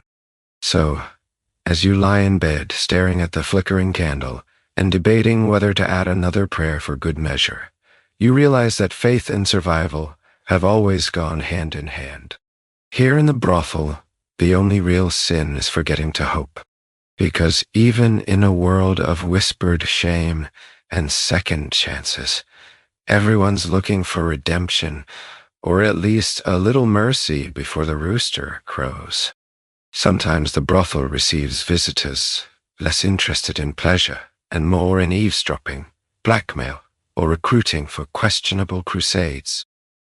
These are the nights when everyone pretends to be asleep. If you think a brothel's only worry is rowdy customers and the occasional runaway goat, think again. The real tension starts when a certain kind of guest slips through the door. Sharply dressed, eyes darting, hands suspiciously clean. You know instantly that these are not the usual crowd here for a bowl of pottage and a bad decision. No, these are the unwanted guests, nobles on a secret mission, spies with nothing to lose, and political schemers whose idea of a wild night is collecting blackmail material for later. Let's start with the nobles. They arrive in disguise, or so they think. "Just a humble merchant," says the man whose boots cost more than the whole establishment. He's nervous, clutching his purse and watching every shadow. He's not here for pleasure. He's here to catch someone else in the act. Maybe it's a rival, a rebellious cousin, or even his own son. Nobles use the brothel like a chessboard, moving pieces around for advantage. If the madam is lucky, she gets a hefty tip to forget the noble was ever there. If not, she's left with a house full of jumpy staff and customers who suddenly remember urgent business elsewhere. Then come the spies. You never know they're spies until it's too late. But afterward, everyone swears they knew all along. They linger in corners, pretending to drink, listening with an intensity that could curdle milk. Their questions are casual, but somehow you end up telling them more than you meant. They ask about the mayor, the bishop, even the cook's opinion on politics. By the time you realize you've said too much, they're gone, and the rumor mill is off to the races. Sometimes the brothel is visited by a recruiter for a questionable crusade or a dubious adventure to distant lands. These types promise riches, glory, and most suspicious of all, clean water. They're looking for strong arms, loose lips, and anyone desperate enough to sign up. Most of the staff have learned to feign sudden headaches, develop pressing chores, or vanish behind a strategically placed curtain until the recruiter gives up. The last person who agreed to join a holy cause spent 3 weeks digging ditches outside a monastery and came back with a new appreciation for indoor plumbing. Blackmailers are the worst of all. They come in quietly, making notes, watching for slips, a secret triest here, a misplaced letter there. They don't care about the house rules, the madam's glares, or even Brutus's snarl. Their weapon's information, and they wield it with all the subtlety of a dropped chamber pot. The staff know to watch their words, cover their tracks, and if all else fails, threaten to set the goat on anyone who gets too nosy. On these nights, the atmosphere shifts. The usual laughter is quieter, conversation shorter, and everyone makes a point of looking very busy. No one wants to draw attention. The regular customers sense it too, suddenly remembering family back home or work to do in the morning. Only the most oblivious keep drinking, and even they start to lower their voices and check the corners for listeners. The madam, of course, has her own strategies. She makes a show of cleaning tables, moving from group to group, eyes sharp as ever. If she doesn't like what she hears, she's been known to accidentally spill ale on incriminating documents, or orchestrate a spontaneous sing-along loud enough to drown out any secret deals. Sometimes she sends Brutus to sit next to the worst offenders. A little dog drool does wonders for discouraging loose talk. So, what do you do when you spot an unwanted guest? The answer is simple. You pretend to be asleep, busy, or temporarily deaf. If you're really nervous, you can always claim you're just the cook. After all, nobody ever suspects the person stirring the stew. By morning, the odd guest has slipped away. The staff exchange knowing glances, and the brothel returns to its usual brand of chaos. In a world where secrets are currency, the medieval brothel is a bank with very wobbly walls. And some nights the best defense is a yawn, a locked door, and a good story for the next round of gossip. For every ailment, there's a home remedy involving leeches, boiled herbs, or just rubbing onions on the problem area. Doctor is a generous term. Hopeful amateur is more accurate. In the medieval brothel, you quickly learn that medicine is less about science and more about optimistic experimentation, equal parts superstition, kitchen improvisation, and enthusiastic trial and error. If you stub your toe, catch a cough, or come down with a mysterious rash, likely from the mattress, definitely not from the soup, you'll be prescribed something that would terrify modern pharmacists. The only real rule, if it doesn't help, at least it should taste so bad you'll regret complaining in the first place. Let's start with the classics. Leeches are the Swiss army knife of medieval medicine. Sore throat, leeches, fever, more leeches, mysterious swelling, leeches, and for good measure, a vigorous prayer. The brothel has a medical kit in the kitchen. A small jar of wriggling blood suckers, a clump of dried sage, a mostly empty bottle of strong vinegar, and a wooden spoon so battered it could tell its own life story. If the madam catches you looking pale, she'll either recommend a leech or ask if you've been eating the bread again. Herbal remedies are everywhere. The workers pass around bundles of dried lavender, mint, and thyme tied together with string and optimism. If you can name the plant, you can probably make a tea out of it. Got a headache? Try boiled willow bark. If the bitterness doesn't cure you, it might just distract you. Trouble sleeping? Poppy seeds and warm milk, but just a pinch. Unless you fancy hallucinating about the goat running for mayor. Onions are the house favorite. They're rubbed on bruises, applied to bites, and placed under pillows to ward off bad humors. Sometimes they're stuffed in socks to draw out the illness. Whether or not it works, you'll be the healthiest smelling person in the room, which in a brothel is really saying something. When it comes to wounds and cuts, the first line of defense is a clean rag, if you can find one. Then comes a mixture of honey and herbs, slapped on with genuine hope. Honey is the medieval equivalent of a miracle drug. It's sticky, sweet, and rumored to fix everything except heartbreak and taxes. And if the wound looks infected, time for the most terrifying cure of all, hot iron. Yes, cauterization. It's as painful as it sounds and almost as common as people pretending not to faint at the sight. Superstitions fill the gaps where medicine fails, which is often someone always has a tale about a cousin who cured the pox by burying a toad under the front step, or a neighbor who survived fever by sleeping with a silver coin in their mouth. Madam keeps a sprig of rue above the door, swearing it wards off plague, bad luck, and most importantly, unwanted visits from her mother-in-law. When truly desperate, people turn to the local barber surgeon. He's the one who sharpens knives, pulls teeth, trims hair, and on brave days attempt surgery. His qualifications: a steady hand, a collection of rags, and a cheerful disregard for the patient's opinion. Anesthesia. Hold this stick, bite down, and try not to scream too loud. The neighbors are listening. Success is defined as the patient didn't immediately die. Every brothel worker becomes a semi-professional nurse, swapping cures, warnings, and tall tales with every cup of ale. There's always a new potion making the rounds, sometimes recommended by a passing friar, sometimes invented on the spot. Did you know vinegar and rosemary can fix a sore throat? No. That's because it can't. But it'll certainly make you feel like you tried everything. So next time you sneeze, be grateful for modern medicine and antibiotics. In the medieval brothel, your only real hope is a good herbal pus, a brave face, and the knowledge that at worst you'll become the topic of next week's gossip. Here, health is as much about belief as biology, and hope, like leeches, is always in ready supply. Dawn brings a reckoning.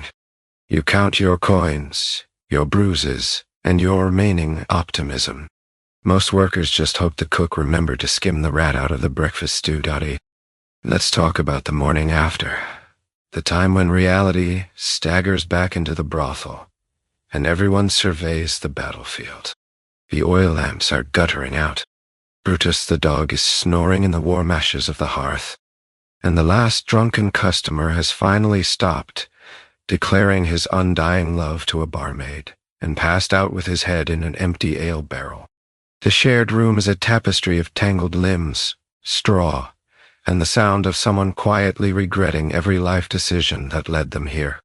Your first task, a full-body inventory. Did you survive the night with all your personal belongings? Are your socks still yours? Or did the goat steal them again? Are there any new bruises? And can you remember how you got them? In a medieval brothel, a night's work almost always leaves a mark. Sometimes from an overenthusiastic customer, sometimes from slipping on a rogue turnip in the hallway, sometimes from the madame's wooden spoon during a particularly spirited argument about house rules. And don't forget the classic injury. Elbowed in the ribs during the mad scramble for the warmest spot on the straw pallet. Then it's time to count the coins. You empty your pouch and pray it's heavier than it feels. The house always takes its cut. Brutus gets his breakfast, and what's left is barely enough for a heel of bread, or if you're feeling fancy, a sniff of the communal soap. There's a round of hushed complaints as the workers compare takings. Some made out well, some barely broke even, and everyone is a little suspicious of Marjorie, who always seems to have just one more silver piece than anyone else. Now, the true test, breakfast. The kitchen is already filled with the comforting, or at least distracting aroma of bubbling pottage. On a good day, there's bread and maybe even an egg. On a bad day, the stew is thicker than the evening's gossip, and you quietly fish out anything that looks suspiciously like a tail. The bravest souls add a dash of dried herbs and pretend it's a culinary adventure. Everyone else just closes their eyes and chews quickly. Conversation over breakfast is a blend of exhausted laughter and whispered postmortems. Who got the best tip? Who's never inviting the local blacksmith to sing again? Did anyone see what happened to the loot? There's always a new rumor about a nobleman's disastrous disguise, the dog's heroic intervention in a brawl, or the latest customer who forgot to pay and is now doing dishes for the rest of the week. Between bites, you take a moment to fix whatever damage was done to your outfit. A new tear in the sleeve, a stain of mysterious origin, or that one missing button you swear was there yesterday. You either laundry pile and consider whether today is the day you finally wash your tunic, or if once again a quick airing by the window will have to do. Hygiene is still a relative concept, especially after a night's work in close quarters with livestock, people, and at least one unlucky rat. Despite everything, there's a certain camaraderie in the aftermath. Everyone made it through another night, and for a few minutes, you're united by the simple joys of shared misery and survival. Jokes are cracked, stories exaggerated, and the madam herself sometimes softens enough to pour an extra cup of weak ale for the hardest worker. Even the goat seems a bit more generous, sharing a corner of straw and miraculously not biting anyone's toes. Before the next shift begins, there's a lull, a precious sliver of peace. Some people doze in the corner, others sneak out for a bit of sun, and a few ambitious souls set about patching up whatever the night broke. The morning after is a reminder. Life in a medieval brothel is never easy, often bruising, but somehow always survivable, and with any luck, the stew will be rat-free, at least for today. Occasionally, someone actually falls in love in a brothel. This is universally regarded as a terrible idea, but that doesn't stop anyone from trying. Expect heartbreak, dramatic declarations, and at least one song about lost love. Let's set the record straight. Love in a medieval brothel is less storybook romance and more cautionary fable. This is not the place where prince and pauper ride off into the sunset. It's the place where you learn that the only thing more fleeting than your wages is the promise whispered after 3 cups of ale and a hard day's work. Still, hope springs eternal, even in a house built on secrets and staged smiles. The classic tale goes like this. A newcomer arrives, nervous and wide-eyed, convinced they'll keep their hearts safe. Maybe it's a traveling poet with a knack for a tragic verse, or a merchant's son determined to rescue a fallen angel. For the first few nights, everything seems magical. They leave love notes, tucked under straw mattresses, and sneak extra treats from the kitchen. Suddenly, every song in the common room is about doomed lovers. And even Brutus, the dog, looks embarrassed by the mooied sighing. The object of affection is always a brothel worker, tough as old boots, clever as the madam herself, and politely unimpressed by romantic gestures. Flowers are rare, and when they do appear, they're usually snatched from the herb garden or filched from a churchyard. One worker still brags about the time a customer serenaded her with a borrowed lute, out of tune, in the rain, and interrupted halfway through by the goat. Everyone knows it's a bad idea, but that's never stopped anyone. There are always dramatic declarations by candlelight, secret rendezvous behind the ale barrels, and inevitably a public spat when reality sets in. Sometimes a customer gets so carried away they propose marriage right there in the main room, usually after the 4th cup of wine, and often with the wrong Marjorie. It's a brothel tradition to accept, at least until the morning after, when both parties sober up and discover that real life is not about. And yet, real affection does develop now and then. A shared joke, a knowing glance, a whispered promise to split the tips on a busy night.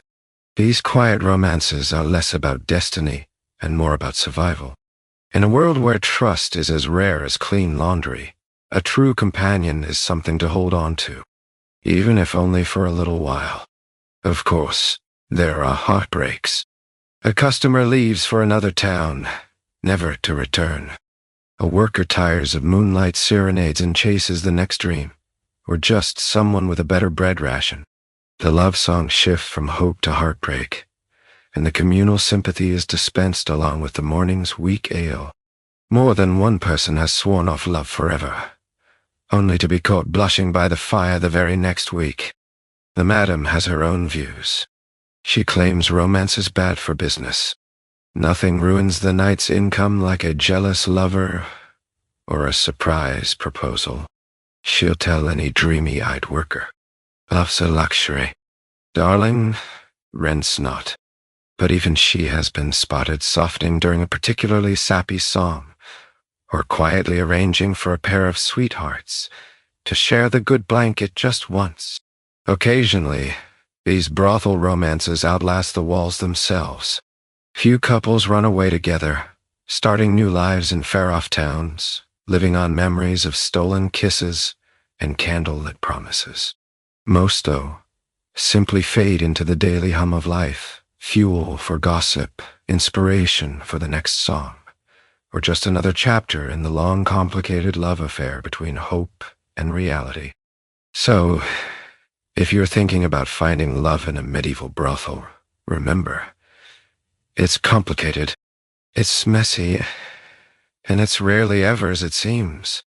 But for a few precious hours, even the hardest hearts can be softened by a good song, a soft word, and maybe, just maybe, a promise kept until sunrise. Buttons are rare, laces are everywhere, and every night someone gets stuck, tangled, or accidentally undressed in front of the wrong customer. The brothel handyman is in high demand. Welcome to the wardrobe wars, where the greatest hazard isn't what's in the cottage, it's what's holding your tunic together. In a medieval brothel, the dress code is a patchwork miracle, barely clinging to dignity by a series of strings, knots, and hope. Buttons, those marvels of modern convenience, are almost mythical here. If you spot one, odds are it's holding together the madam's favorite cloak or has been sewn on for pure decoration. Admired from a distance, but never actually used. Instead, it's all about laces, long, unpredictable, and always ready to betray you at the worst possible moment. Each shift starts with a familiar routine. Someone cursing at a stubborn knot. Another worker frantically hunting for a missing shoelace. And Marjorie, yes, that Marjorie, expertly rethreading her stays for the 5th time this week. If you think tying your shoes is tricky, imagine corsets with strings long enough to trip over, waistcoats that require a friend's assistance, and shifts that seem to develop new holes with every wash. There's a running joke in the house that the fastest way to end up undressed isn't with a customer. It's by losing a wrestling match with your own clothing. Laces tangle in hair, catch on furniture, and occasionally unite in a conspiracy to pull apart your entire outfit with one wrong move. Accidental flashes, or a nightly event met with laughter, sympathetic applause, or if the timing is particularly unfortunate, a hasty dash behind the nearest curtain. Spoiler, there are never enough curtains. The brothel handyman is a local legend. Part Thor, part magician, and part sainted. Armed with an assortment of needles, strong thread, and the patience of someone who has seen it all, he spends his evenings patching elbows, mending seams, and untangling knots that look more like ancient maritime puzzles than functional fashion. He's also the unofficial keeper of spare laces, an invaluable currency when yours inevitably snaps right before a busy night. Sometimes the malfunctions are minor. A shift that slips a little too low, a stocking that refuses to stay up, or a petticoat that threatens to migrate south every time you sneeze. Other times it's full-blown chaos. Laces that unravel at the worst possible moment, sending sleeves flying and skirts collapsing. There's the infamous tale of the great trousers incident, in which a new apprentice eager to impress found herself literally tripped up and landed headfirst in the communal stew. No. Her dignity survived, but her shoes did not. Customers, too, are not immune. After a few rounds of ale, more than one visitor has gotten hopelessly entangled, requiring rescue by a worker who's trying very hard not to laugh. There are also the show-offs, the ones who insist they can untie anything with one hand. They rarely succeed. Instead, they end up red-faced, wrestling with a stubborn bodice while the room takes bets on which will give out first, the laces or their patience. Everyone develops their own coping mechanisms. Some pre-tie tricky knots before their shift. Others swear by lucky laces, often just the sturdiest piece of string in reach. And the more seasoned workers have mastered the art of the quick change, ducking behind a strategically placed screen and emerging moments later, fully reassembled, hair and composure mostly intact. Despite the nightly chaos, there's a certain camaraderie in the wardrobe struggle. Helping a friend lace up, swap tunics, or recover from a catastrophic slip is just another part of life here. A ritual as familiar as counting coins or dodging Brutus the dog.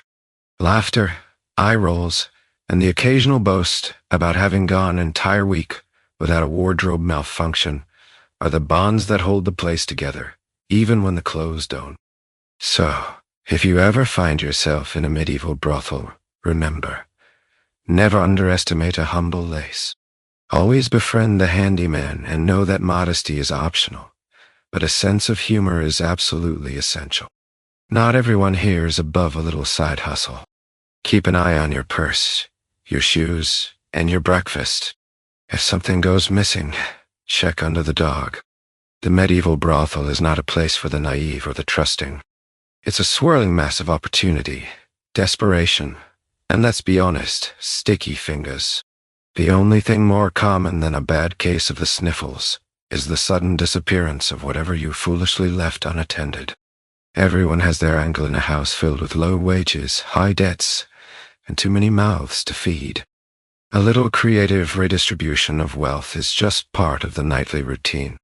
First rule of survival: guard your purse like it's made of gold, even if it only contains a single copper and a button you swear will be lucky one day. The moment you turn your back, that purse could grow legs and walk off on its own. Most brothel workers tie their money bags to their waist, then hide them under a second layer of clothing, then sit on them for good measure. There are stories about a legendary thief who once managed to steal a coin pouch tied around a customer's neck while he was still awake. Shoes are another hot commodity. You'd think nobody would bother with a pair of battered boots that smell like last week's cottage, but in the brothel, footwear is as good as currency. A decent pair can be sold, traded, or if you're very lucky, used as a bribe to get out of kitchen duty. The cleverest thieves swap out shoes, with ones a size too small, leaving the original owner to puzzle over whether they've suddenly grown or just been the victim of the world's least satisfying con.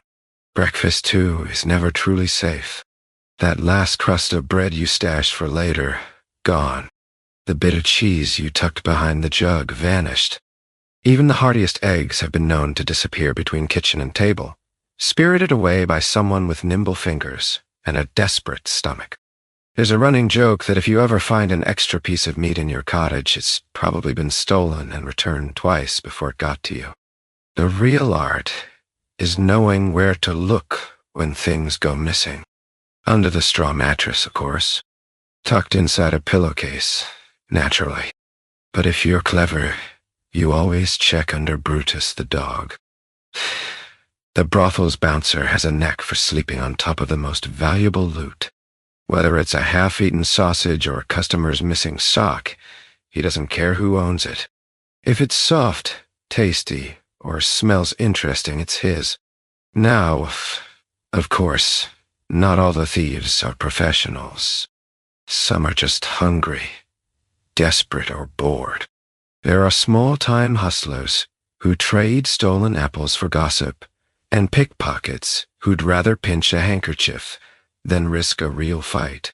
The madam, always one step ahead, keeps a lost and found box behind the bar, filled with everything from rings to mismatched gloves to a mysterious jar of pickled onions that nobody dares claim.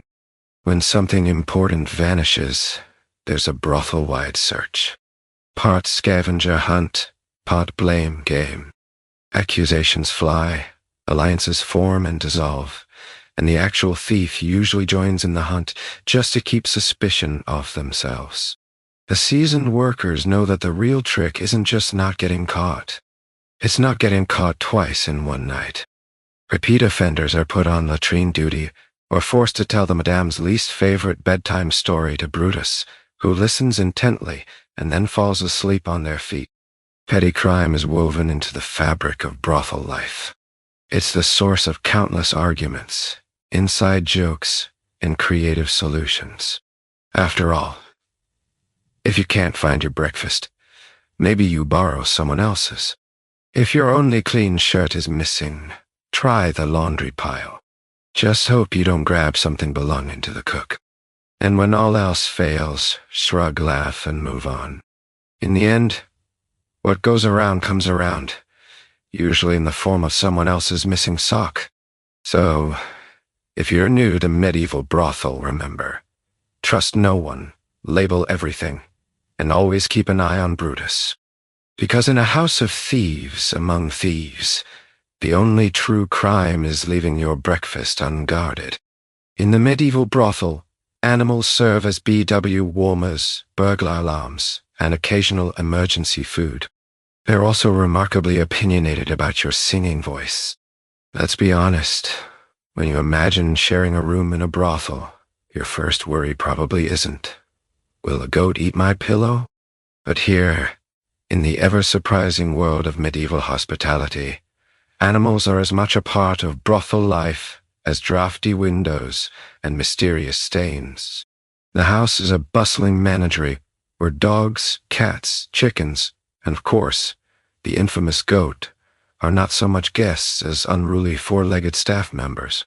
Take the goat, for example. He's not named because everyone agrees that would give him too much power. He roams the brothel with the entitlement of a landlord who's months behind on repairs. His resume includes bed W warmer, whether you want him or not, burglar deterrent. His headbutt is legendary and culinary emergency backup. No one mentions this within earshot, just in case he understands common. He has a taste for tunic hems, bread crusts, and any unattended laundry.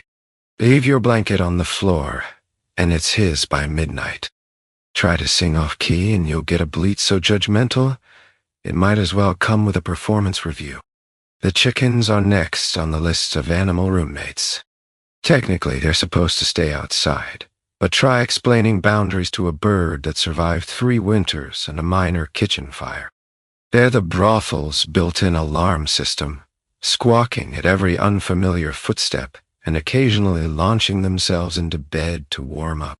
Eggs are a treat if you find one before the goat does, and feathers in your hair are nightly inevitability. If you're really unlucky, a chicken will decide your chest is the perfect roost at 3:00 in the morning, leaving you with a heart rate worthy of a night in battle. Then there's Brutus, the house dog and bouncer.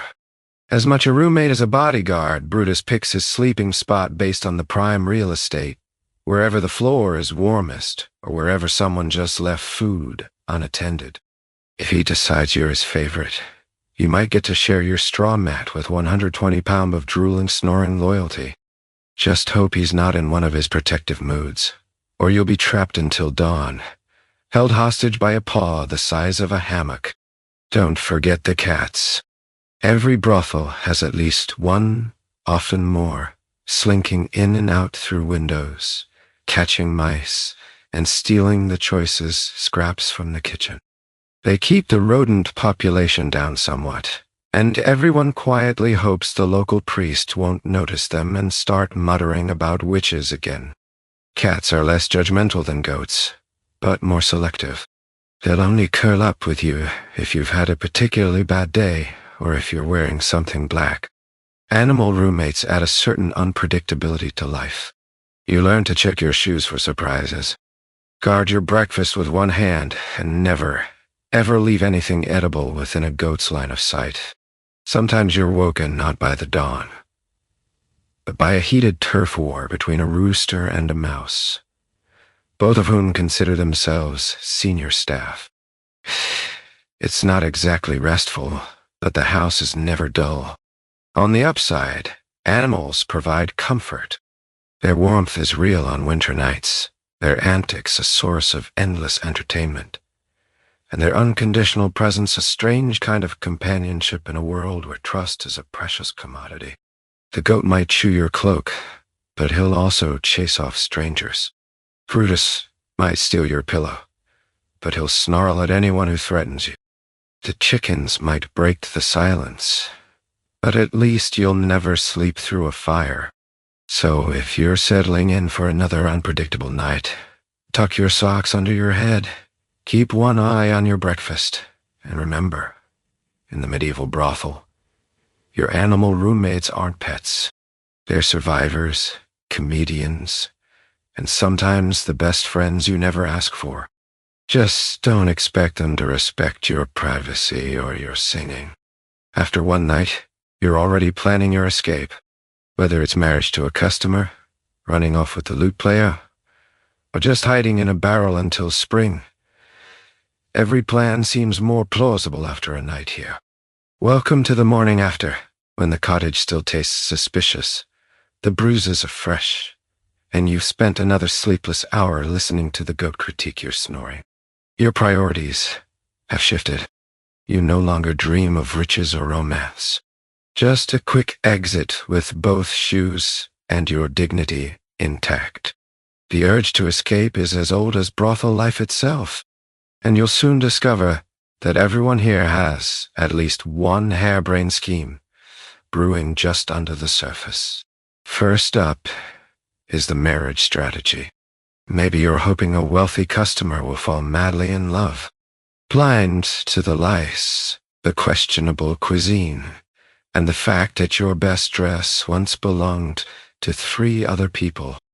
The brothel is filled with whispered tales of workers who married a merchant and vanished to a better life. Of course, nobody knows where they ended up, and rumor has it most just moved 2 streets over and started another business. Still, you practice your best smile, adjust your patchwork tunic, and remind yourself that miracles happen. Just maybe not here. Then, there's the romantic getaway with the lute player. It always seems possible late at night when the candlelight is soft and the music almost drowns out the coughing from the next room. Lute players with their dreamy eyes and wandering hands are the medieval equivalent of rock stars, irresistible and utterly unreliable. Still, you can't help but picture yourself running off to join a traveling troupe until you remember that they sleep in carts, eat even worse stew, and have a suspiciously high turnover rate for lutes. For those less interested in romance and more invested in sheer survival, there's always the classic hide until the coast is clear technique. Barrels, hofts, and even the laundry basket have all been pressed into service by aspiring escapees. One worker once spent a whole afternoon wedged behind the ale casks, only to be discovered when the goat took an unusual interest in the arrangement. Others try blending in with the morning delivery crew or faking illness, so convincingly that even the madam starts to worry, though not enough to let you skip your shift. There's also the dream of finding another trade, learning to bake, weaving, or maybe becoming an apprentice to the local apothecary, until you realize it's just more pottage but with extra herbs and fewer tips. But leaving is harder than it sounds. Brothel life is a strange mix of comfort and chaos. A place where you know the rules, however absurd, and where at least the animals are predictable. The outside world is filled with dangers. Highwaymen, starvation, or worst of all, running into the priest who knows exactly where you've been. Of course, the most daring plotters consider a group escape. The plan goes something like this. We'll pull our money, leave at midnight, and make for the next town. And inevitably, the plan falls apart after the first round of ale. When someone remembers they can't leave their shoes, someone else confesses a secret love for Brutus the dog, and the third can't bear to part with the kitchen's only sharp knife. There's even a running joke about the secret tunnel under the brothel, which supposedly leads to freedom, or the neighbor's pigsty, depending on who you ask. Everyone pretends to believe in it, especially the madam who likes to keep hope alive just enough to prevent an actual mutiny. Yet, for all the plotting and daydreaming, most workers stay. The brothel, for all its flaws, is a known chaos. A place where, against all odds, you survive another night and find a way to laugh about it in the morning. Besides, the goat gets lonely if you're gone too long, and nobody else knows how to tie the curtains just right. So, as you either nearest barrel, practice your innocent traveler face, or hatch your next escape plan with a lute player, remember sometimes surviving here is an escape in itself. And if you ever do make it out, try not to look back, unless, of course, you left your shoes under Brutus again. Finally, every brothel has its share of ghost stories, usually about a former customer who didn't pay or a love-struck monk who never left. If you hear whispering in the night, it's either a ghost or just the rats holding a council meeting. It's late. The candles are sputtering, and the ale is running low. This is when the real stories start. The kind that make you tuck your feet a little closer and glance nervously at the curtain fluttering in the draught. In a place where sleep is always in short supply and strange noises are the norm. It's little wonder that every brothel develops its own catalog of the supernatural. The most famous tale is always about the unpaid guest. He's described in different ways. Sometimes a swaggering merchant, sometimes a bashful farm boy, sometimes a nobleman who thought he could skip out on his bill. The details change with each telling, but the ending never does. He vanishes into the night, owing a handful of silver, and is cursed to wander the halls forever, rattling his empty purse and sighing about a misunderstanding with a madame.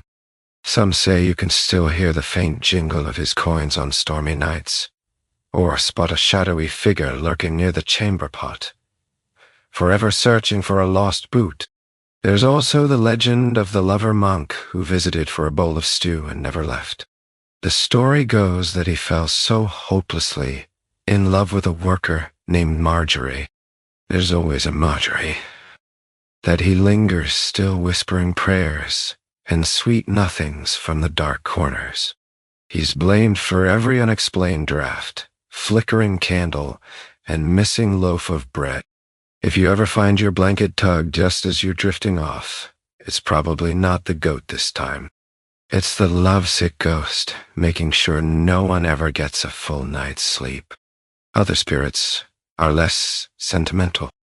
The weeping lady is said to haunt the attic, eternally mourning a lost romance, or maybe just her last paycheck. Workers say she appears only on the coldest nights, bringing with her a chill so sharp it freezes the morning pottage. No one goes to the attic alone, and if the cat hisses at the ceiling, everyone decides it's a fine night to sleep downstairs. Then there are the mischievous poltergeists blamed for every wardrobe malfunction. Missing sock and unexplained puddle on the floor.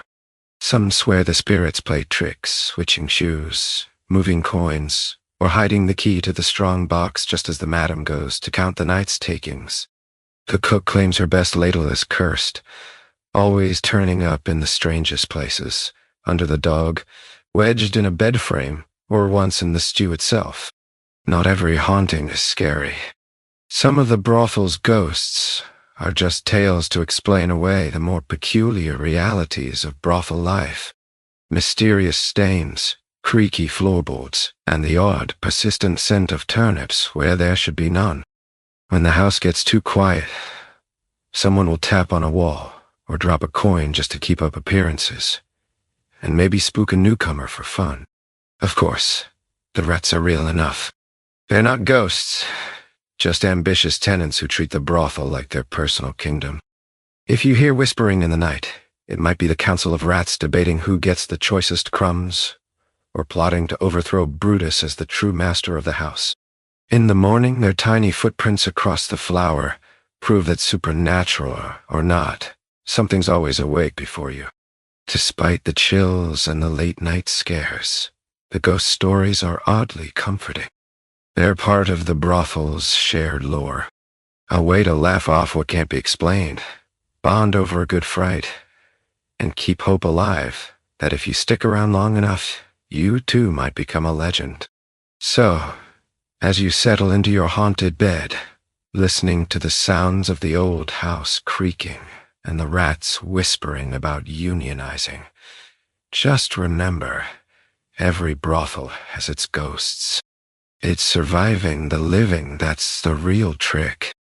Birthdays in the brothel are a rare luxury, mostly an excuse for a slightly bigger slice of bread and a cup of special ale that's just the usual stuff with a wilted sprig of mint. The lucky birthday worker is celebrated with a hand-sewn crown recycled from last year's maple, a song so off-key the goat howls along, and a small parade around the common room. The madam delivers a rousing speech. Brutus the dog sniffs for contraband cake, and someone inevitably tells a story about that one time the mayor tried to jump out the window. It's chaotic, heartfelt, and over before you know it. For one night, even the draftiest room feels a little warmer, if not any cleaner. Birthdays, of course, are never celebrated on the actual day. Nobody knows exactly when they were born, only that it was cold, or there was a fair or the chickens laid 2 eggs instead of 1. The date is chosen democratically, meaning whichever evening someone remembers to mention it, or whenever spirits are low and everyone needs an excuse to pause for something almost like joy. Preparations for a brothel birthday begin in secret and end in uproar. Someone is tasked with baking a cake, which in brothel terms means finding the least stale loaf, dusting it with flour, and sticking a candle or a slightly singed twig on top. The kitchen staff, always up for a challenge. Try to locate a raisin, or failing that, just carve a smiley face into the bread with a blunt knife. Rumor has it that the birthday cake once contained an actual currant, but that might just be legend. Nobody's been able to prove it, and the only witness is the goat. The birthday crown is another tradition, a tangled loop of ribbons, bread crusts, and whatever wild flowers the apprentices manage to swipe from the neighbor's garden. It's ceremoniously placed on the guest of honor's head, sometimes accompanied by a polite round of applause and a less polite comment about how well it hides the lice. The crown rarely fits, usually tilts, and sometimes causes the dog to bark with suspicion. When the time comes, the whole house gathers, workers, customers, the madam, the animals, and anyone else who happened to wander in looking for warmth or a spare cup of ale. The madam gives her annual speech, which is equal parts affectionate roast and rousing call to arms. May you age better than last week's pottage. May your purse grow heavier, and may you always be one step ahead of the bafe. This is followed by a group performance of the birthday song, a tune unique to the brothel featuring improvised lyrics and the unmistakable harmonies of people who never learned to sing or cared to. No birthday is complete without a round of dubious party games. There's pin the tail on the goat, high risk, low reward, a relay race involving ale mugs and at least 3 wardrobe malfunctions, and the infamous guess who ate the last apple. Prizes are typically practical. Shuck, a patched sock, a bit of string, or the honor of not cleaning the privy for a day. Sometimes the madam even unears a relic from the prize box, which could be anything from a chipped comb to a mysterious key nobody's been able to identify since 1349. Inevitably, the stories begin. Everyone has a favorite birthday memory, and most of them end with, "And then the candle set the tablecloth on fire." Someone tells the tale of the time the mayor joined the party in disguise, got caught trying to dance the hornpipe, and nearly escaped out the window, foiled only by his own velvet breeches. Laughter fills the room, customers cheer, and for a few precious hours, the everyday grind of brothel life is replaced by something that looks suspiciously like real celebration. Even Brutus the dog joins in, lumbering from lap to lap in search of cake crumbs, pausing only to nuzzle the birthday worker and leave a present of suspiciously wet affection. The goat, always the attention seeker, tries to eat the crown and is rewarded with an extra turnip, unless he steals it himself. As the candles gutter low and the mint in the ale wilts beyond recognition, the party fades. There's cleaning up to do, customers to see out, and another long night ahead. But for just one evening, everyone feels seen, celebrated, and part of something a little brighter than the usual routine. The crown is hung up, the last crumb devoured, and the stories added to the brothel's ever-growing legend. And so birthdays in the brothel come and go, short, sweet, chaotic, and utterly unforgettable. In a world that offers precious few excuses to celebrate, the smallest cake and the silliest crown can make the draftiest room feel almost like home. Occasionally a distant cousin or well-meaning sibling shows up at the brothel's front door, clutching a sack of laundry and a head full of questions. Cue the scramble. Workers, swap names, invent respectable jobs. Yes, I'm the town's official candle tester.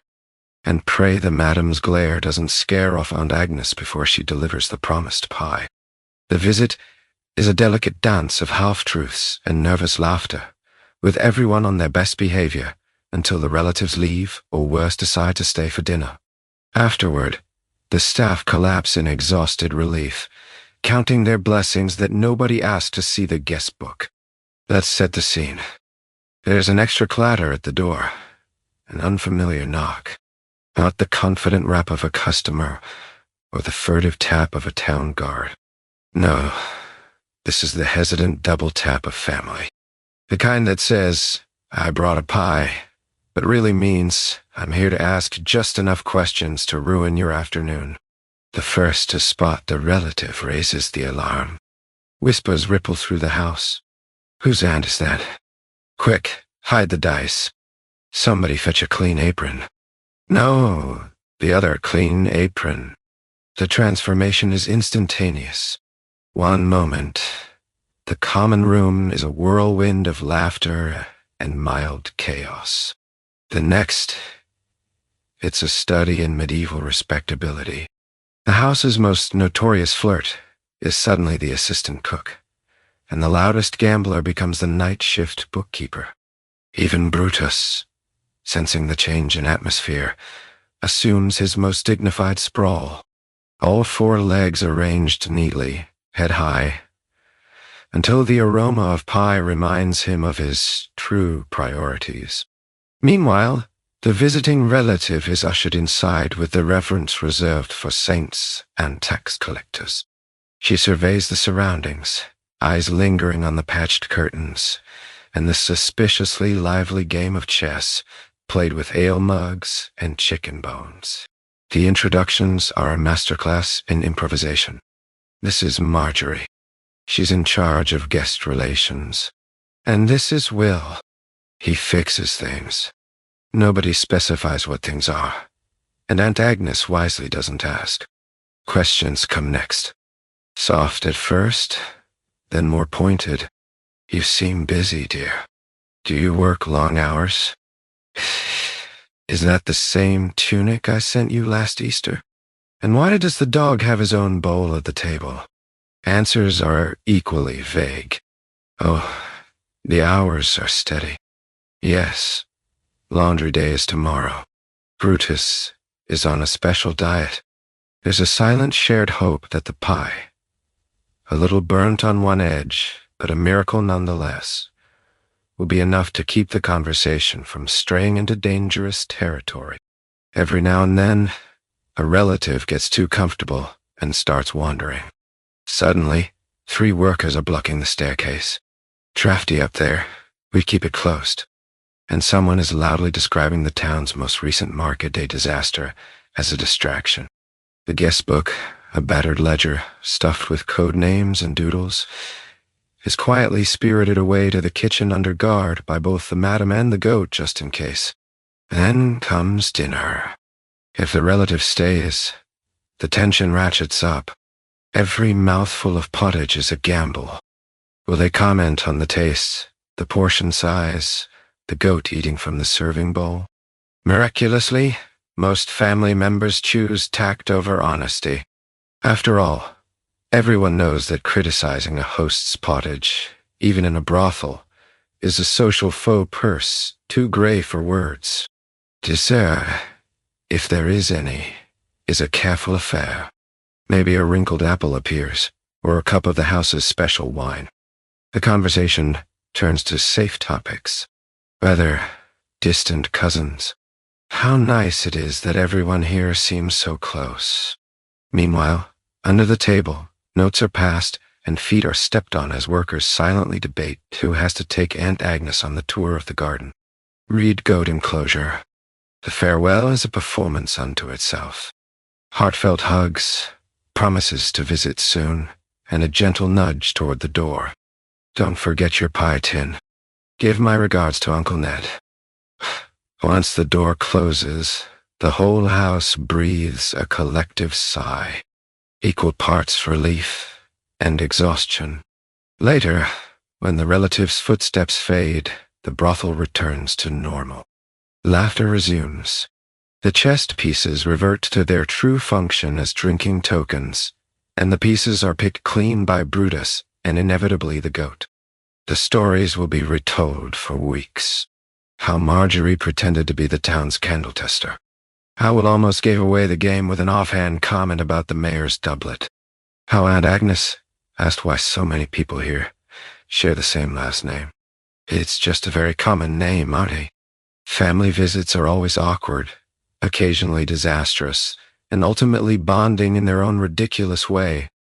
And if nothing else, at least everyone got a slice of pie and a fresh batch of stories for the next round of gossip. The brothel isn't the only game in town. There are rival houses up the street, each with their own madam, their own rules, and their own fierce loyalty to their chosen brand of cheap perfume. Competition is cutthroat and mostly petty, missing laundry, swapped signboards, or a goat mysteriously painted blue.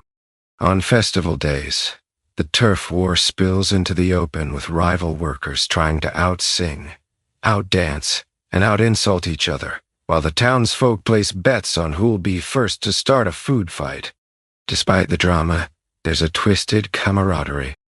After all, nothing unites the district faster than a surprise raid by the church. The unwritten rule is simple.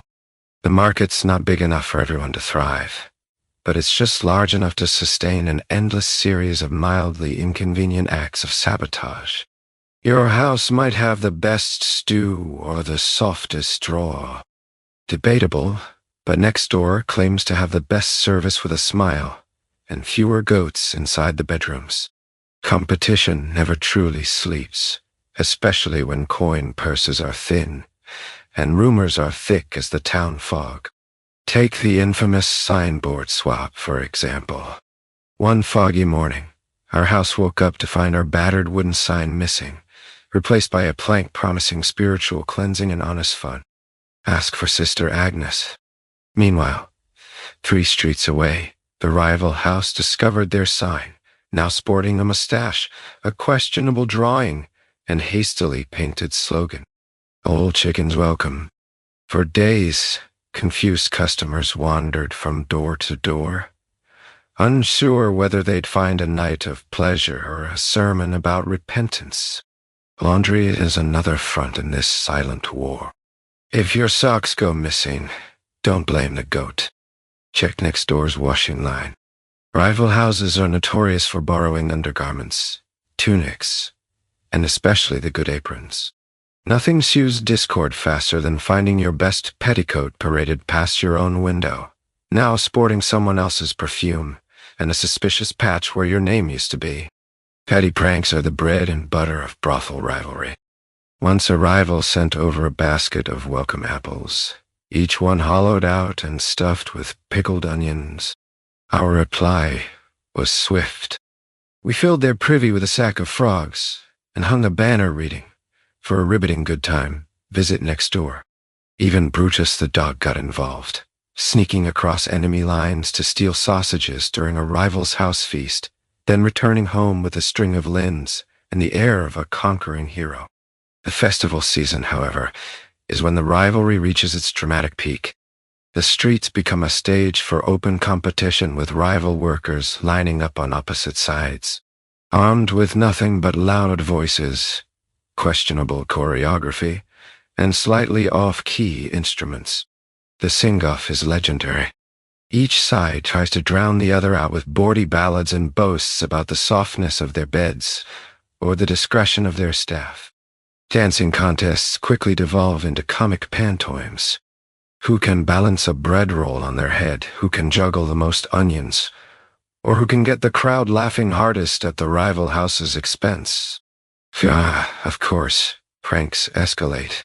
There was the year someone dyed a rival's goat bright blue, a color that lingered for months, much to the poor animal's dismay and the neighborhood's amusement.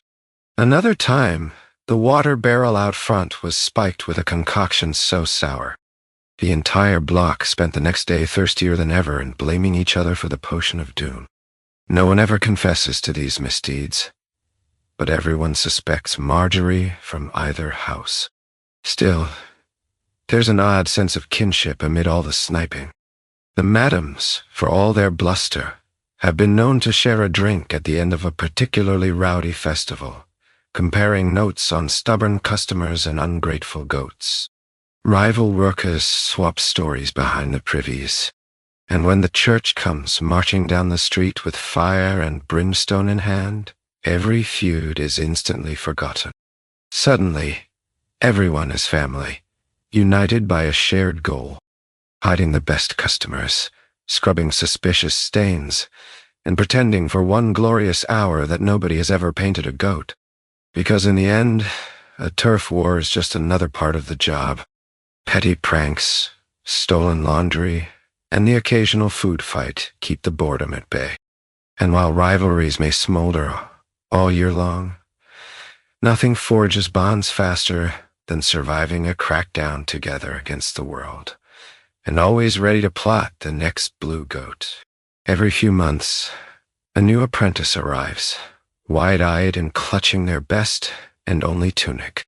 Their initiation is a blur of confusion, learning the house rules, dodging Brutus's tail, and realizing that cleaning duty means chasing chickens off the stairwell. Older workers shared dire warnings. Never trust the soap, never sit on the good chair, and absolutely never ask what's in the cottage. By midnight, the apprentice is knee-deep in spilled ale, half-dressed customers, and more advice than they'll remember by morning. Survive your first night, and you might just make it to payday, assuming you still want to. Let's start with a rival.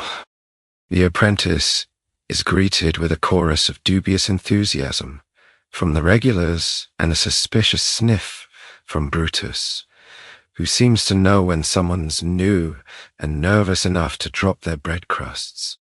They're shown to a room that's really a glorified storage corner, complete with a straw-studded mattress, a single moth-bitten blanket, and a wardrobe consisting of whatever's in the laundry pile and doesn't currently walk away on its own. Training begins immediately. The madam runs through the house rules in a tone that brooks no nonsense. No free samples, no credit, no feeding the goat after dark. And if you hear singing past midnight, stuff your ears and run. The list grows longer as the older workers chime in, each adding their favorite cautionary tale. Beware the draughty window. The latch bites. Always check the chamber pot before sitting. And remember that the rooster takes offense easily and bites harder. Their first assignment is almost always help in the kitchen. Here the apprentice is handed a spoon as long as their arm and put to work stirring a cauldron of pottage that's seen more ingredients than the town ledger. The cook, a fearsome woman with 4 arms like hams and a fondness for telling fortunes and vegetable scraps, offers encouragement in the form of shouted instructions and the occasional helpful whack with a ladle. If the apprentice asks what's in the stew, they're told, "Don't ask.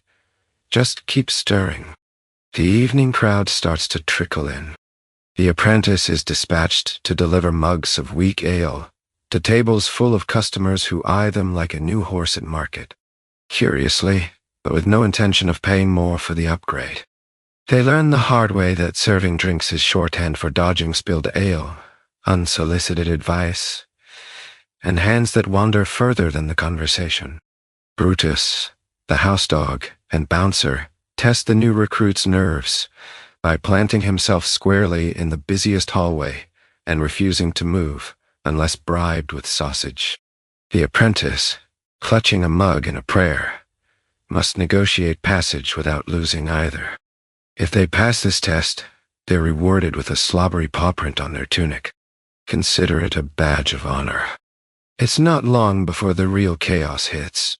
Someone drops a tray of bread. A chicken escapes the pantry, and a regular decides now is the perfect time for a song.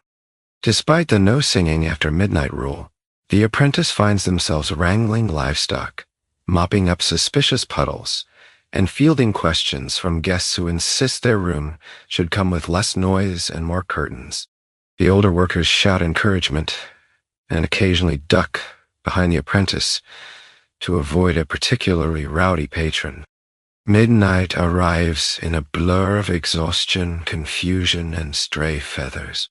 The apprentice is slumped against the wall, still clutching their spoon, when the madam appears for the final inspection. "Still here?" she asks, eyebrows raised. "Didn't run for the hills? Good, you've got promise, or you're just too tired to stand." By morning, the apprentice has learned more than any handbook could teach. They've discovered the secret to surviving the night. Keep your head down, your wits about you, and never ever leave your shoes unattended. As the first rays of sun sneak through the grimy window, they realize they've earned their first true mark of brothel life, survival. Stick around long enough, and the chaos becomes routine. But nothing compares to your very first night. A baptism by spilled ale, bad jokes, and the undeniable feeling that if you made it through this, you can handle just about anything medieval life throws at you.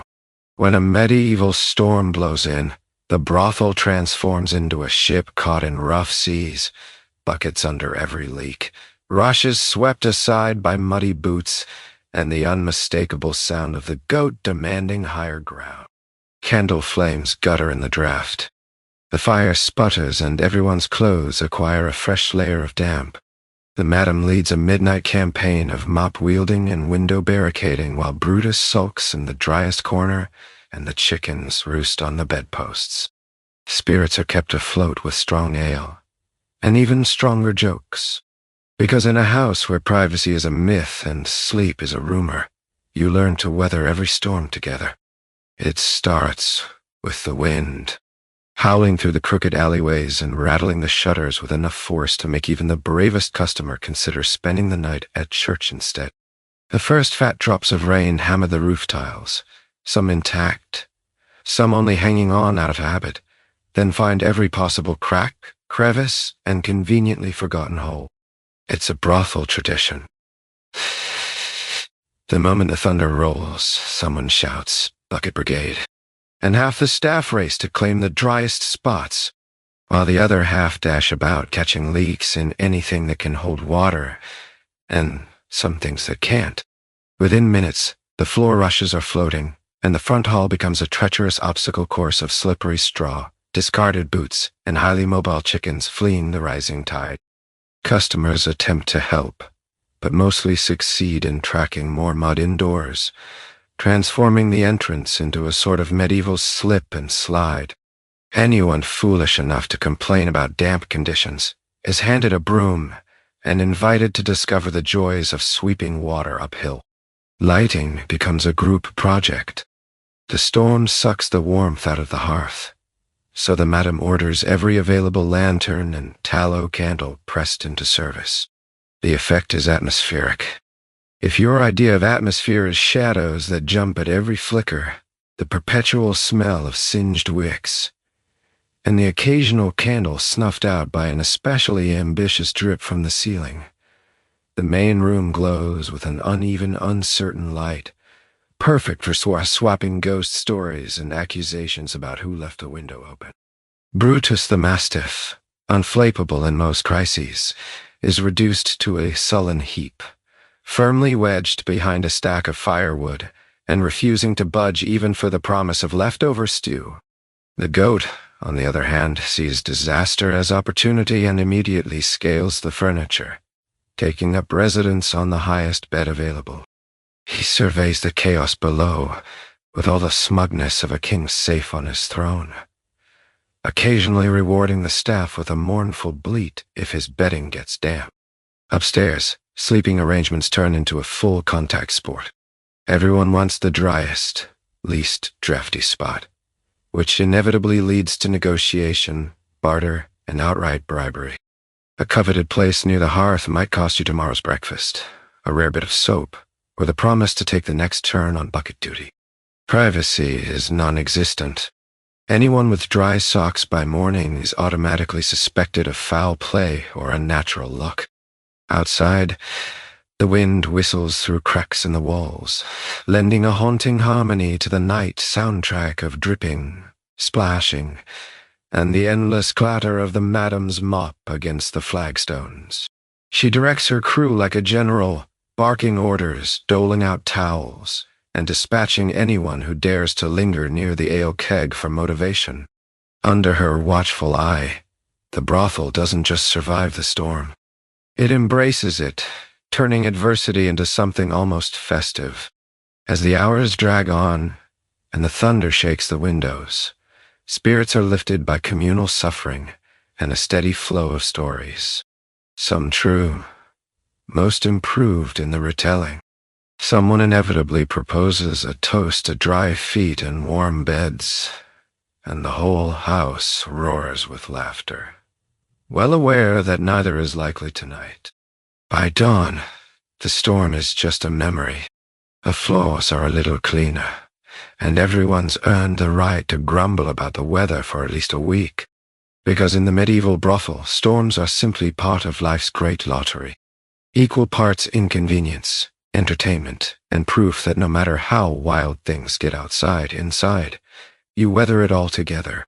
Once a year, in a bid to keep spirits high and arguments from boiling over, the brothel hosts its own election, a raucous contest to crown the next house favorite.